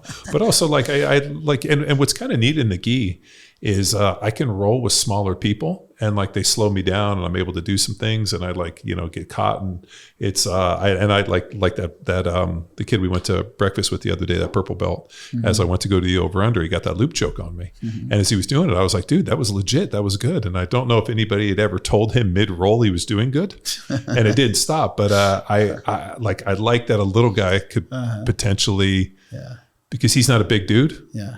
So it was neat, and I was kind of happy for him. He tried to shoulder crunch me, and I was like, dude, I get shoulder crunched all the time, and I slipped out of it and passed him. But it was fun. I think the to be able to also be able to invest in these young guys and see them like reaching the pinnacles is exciting. Oh yeah. Because like you said, you're talking about 2004, 2006 competition. I mean, I played in my last NFL game in 2008, and here we are years later, and here are these young guys that are ascending. I mean, I retired in 2009, but like these guys that are ascending, and to feel like we're able to not only help them but be a part of it. I get to live a little vicariously through their success, and it's very powerful. Definitely, more to come. Yeah. No, I'm excited to see where they go. How do you want to be remembered? When you think about like the jiu-jitsu, Mount Rushmore and this, like how, 10, 20 years from now, when people think of Six Blades and Salo and Xande and like this, like, how do you want people to remember you? Well, that a door opener, a servant.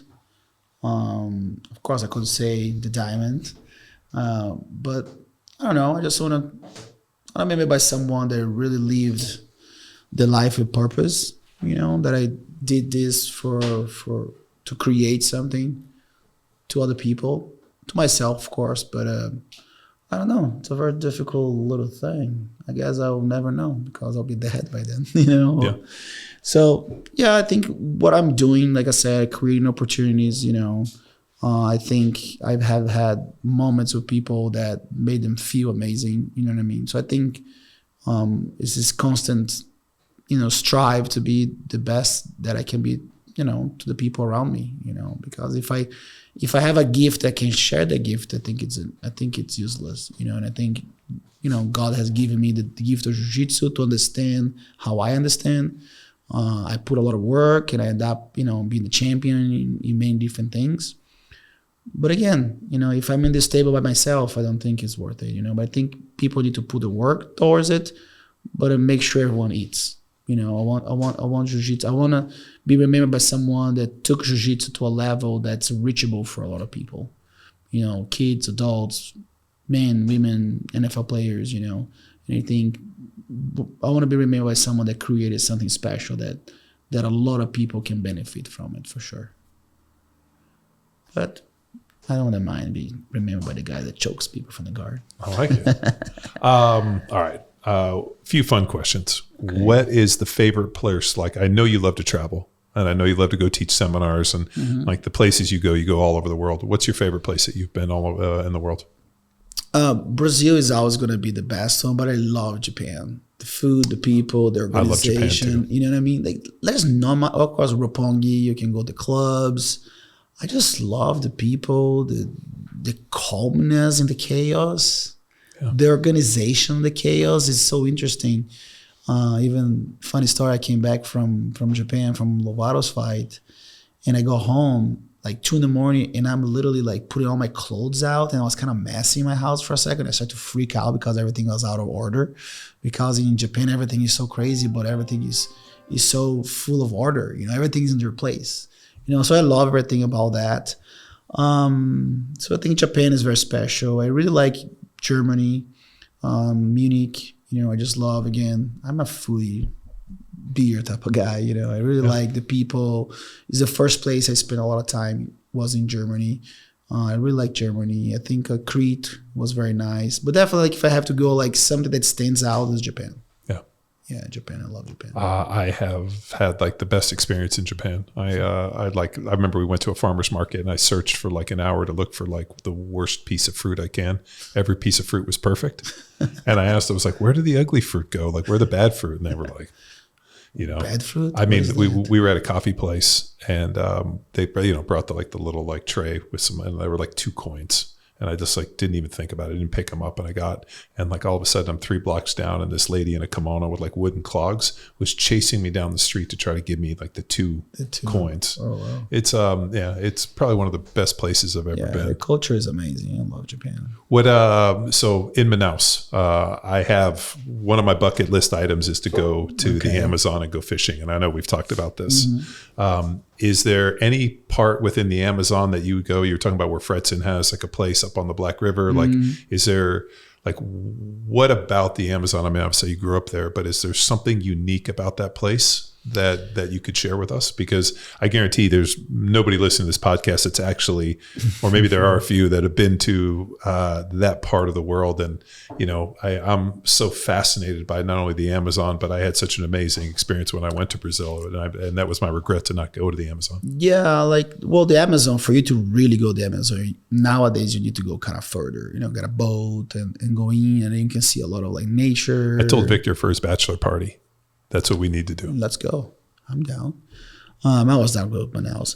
I think the best thing about Manaus is their people, man. They're funny. Like, you know, they're very welcoming, super hot. You know, you take like 5 showers a day. The food, the fish, the fruits, the kind of like the farofas, you know, like, I don't know. Manaus, you need to see for yourself, you know. Going in the river and just ride the little boat. You know, just looking to the margins and you see like sometimes a little jaguar, you know, you can go to but I don't know. I think the best thing about the people in Manaus is the people itself. You know what I mean? They're so welcoming. You know, you come in, they bring you to your home, cook for you. The food is amazing. The fish is amazing. The quality of the air is amazing when it's not burning the forest. Like I said, you can drive maybe 30 minutes. You're in a little creek and there's nothing else out there, you know what I mean? There's a city about 45 minutes is like a bunch of waterfalls. Oh, there's so much. I can be here the whole day talking about it. But yeah, let's go fish. Get some piranhas. So when we went to Salvador, and then we were in Sao Paulo, but Sao Paulo was kind of gross. It was almost like New York City. It kind of reminded me of. And then we went to Salvador, and then down to Rio, and Rio was like interesting place. Yeah. I feel like Rio was one of those places where I'd never felt like it was dangerous, but I knew that danger was everywhere. Yeah. And so, I mean, it probably was helpful that I was with the 5 black dudes that were all 6'5", 300 pounds. There's 2 dangers in Rio, getting robbed and falling in love. Yeah. The thing about Rio is because it's interesting because it's a city and the beach is right there. Yeah. So there's always this aura of some sort of freedom in a way. You know what I mean? You can be in Copacabana, Ipanema, just streets, and then one reach over is the beach. Yeah. And then like coconut, and then beautiful people, and then restaurants, and then things like this. You know what I mean? Rio is amazing. Like, I think Rio is the most tourist-friendly place in Brazil. You know what I mean? I don't see any other place. Maybe Fortaleza is up there. Oh, yeah? You know, because there's like you know, you can have your apartment and you're right on the beach and there's everything. There's like food, there's people, there's like soccer games and volleyball games. You can just go for a jog, and then things, you can have a beer and walk around the beer. So the sense of freedom is very amazing. I think there's probably a couple other places in Brazil that I may be forgetting. Salvador is nice, but you have to go to a certain place to have that feeling that, like, okay, I have everything in one place. Well, but I was also there during Carnival. So it was kind of very different. You know, obviously, very busy too. I mean, like it was wild with all like the floats and all that. And then like down south in Florianopolis was so pretty. Yeah. You know, but then like it was pretty interesting because when we were in Salvador, you know, everybody, like the colors of people were the most amazing thing I've ever seen. Like you could probably use 400 different adjectives to describe the color. I mean, I remember seeing a black girl that had white features with like yellow or blonde crinky hair and like blue eyes. Yeah. And it just looks like you took like a melting pot. But then when we went down to Florianopolis, it would look like we were in Europe almost. Yeah. Like when we went to Argentina. A lot of European colonization in the South. If you look at like in Brazil, like South Brazil is like predominantly like blonde, white and things, and then gets mixed and then gets like super mixed. You know, and then there's like, what is this? You know, Northeast especially is like such a mixed, you know, of people. You go Manaus, you think like there's only Indian in Manaus. Look. Well, Victor actually sent me this pretty cool podcast where they discussed why Brazil is like that. And so what happened was when the Portuguese came in and colonized Brazil, they gave land to all the rich Portuguese landowners, and then they showed up and then they backfilled with just slaves from all over the world. They just basically stole people and dumped them in Brazil. Definitely. Yeah. So the one thing that Victor said to me was pretty interesting. He's like, I find it so fascinating in America that you guys all know where you came from. And I was like, you guys don't? He goes, no, they basically just took slaves and they dumped it. And we like, we don't know where we all came from. Yeah. And especially because Brazil was a exploration. They say the difference when you study. They say the difference is when the British came to the U.S., whatever they did right away, they developed it. You know, they want to put things here, create cities and stuff. So Brazil was basically just a piece of land that it was farming. Yeah, like farmland where they could just send stuff back. They just took stuff. They never wanted to develop, you know, so they kept people dumb. They brought the slaves. They slaved the Indians and stuff. So there was no development until like 30 years ahead. So Europe took everything they could take from Brazil for 30 years with no development whatsoever. And then they started to develop it, you know what I mean? So there was a lot of that lost. And then there is Spanish, and that the Spanish influence, you know, if you look at Brazil, we're the only Portuguese spoken country there out of like, 15 countries, you know, which is interesting too. A big Spanish Latino influence, and then there's Brazil. You know, and Brazil, like I said, if you put like 10 Brazilians in one place, like, who are these people? Where they come from? You don't know. Yeah. Like, you know what I mean? It's very difficult to spot Brazil. You can't spot Brazil if you are a Brazilian, like, oh, the person's Brazilian. But the way it looks, you can't figure that out. Yeah. No, I mean, everybody looks so different. I mean, that was the one thing that blew us away was that everybody, and I remember when we were flying to Brazil, in like the back, they had like one of those travel guides, and I was reading, and they were talking about they did a census in Brazil, and they asked people to describe themselves. And they had over 400 different adjectives come through, like coffee with a little bit of cream, coffee with a lot of cream, I'm mocha this. And they asked people to like write in, how could you describe your color? And they gave like 400 adjectives and they listed it, and they were hysterical. But it was, I mean, and it's such an interesting deal to be in this country where it's like, okay, you're either white or you're not white, or you're this and this. And in Brazil, it was just, it was just a much different thing. You're just Brazilian. Yeah, we had, it was a great opportunity. I mean, we got to go with like, you know, a bunch of NFL guys and NFL stuff. And so it was a fun adventure. So it's, but yeah, I remember buying Havaianas, and I've worn Havaianas ever since. So that was funny. When I started doing jiu-jitsu, I was like, I'm home, finally. Yeah, Havaianas, it is. Interesting enough, Havaianas used not to be like a high-end thing. No. Like only like workers would wear. Oh, you wear Havaianas? I'm like, and I always felt like they're so cool. Like why they have this thing? And then of course commercial marketing. Ooh, Havaianas. Now you spend like $100 in a freaking Havaianas. Dude, they were $3. Yeah. Yeah. When we were, like it was the equivalent of the $3 US. I bought like 20 pairs. Yeah. And I had them for years. And I used to wear them as shower shoes, wore them all the time. Yeah, now they're like $50. Yeah. Well, I always buy them online, and they're super cheap. Yeah. But we were in Costa Rica, and the kids are like, we don't have any flip flops. And I'm like, how do you not have sandals? And so we went to some place, and the Havaianas were like $50 a piece. Yeah. And I about lost my fucking mind. I was like, I'm not spending $150 on 3 sets of Havaianas. I was like, I buy like 10, like it's, I was ready to strangle these kids. Yeah. So now anytime we go on vacation, I'm like, you guys need flip flops? Okay, yeah. I'll buy them. I'll make sure you have them now. Yeah. Havaianas. There's no H. No. You guys don't pronounce Well, H. there's an H, but we don't say Hawaii. Well, dude, That was amazing. Thank you so much. I'm sorry that it was such a long time coming, but I was excited that we got into not only your history, where you came from, but more importantly, the impact that you've had on the sport. And now as it goes global, I'm excited to see where it goes. Yeah, it's good too, because now you were more in jiu-jitsu, so that you know more about what it is. You know what I mean? And thank you so much for having me one more time. Awesome. Thanks for tuning in. Another episode of Power Athlete Radio. Hey there, Power Athlete Nation. Big shout out to all the heavy hitters who stuck around till the final whistle. If you've been soaking in the knowledge bombs and epic tales we've been dropping for free, here's your chance to be a game changer. Swing by kofi.com/powerathlete and toss a few bucks our way to keep the podcast fueled and firing on all cylinders. That's ko-fi.com/powerathlete. Your support makes a difference. See ya.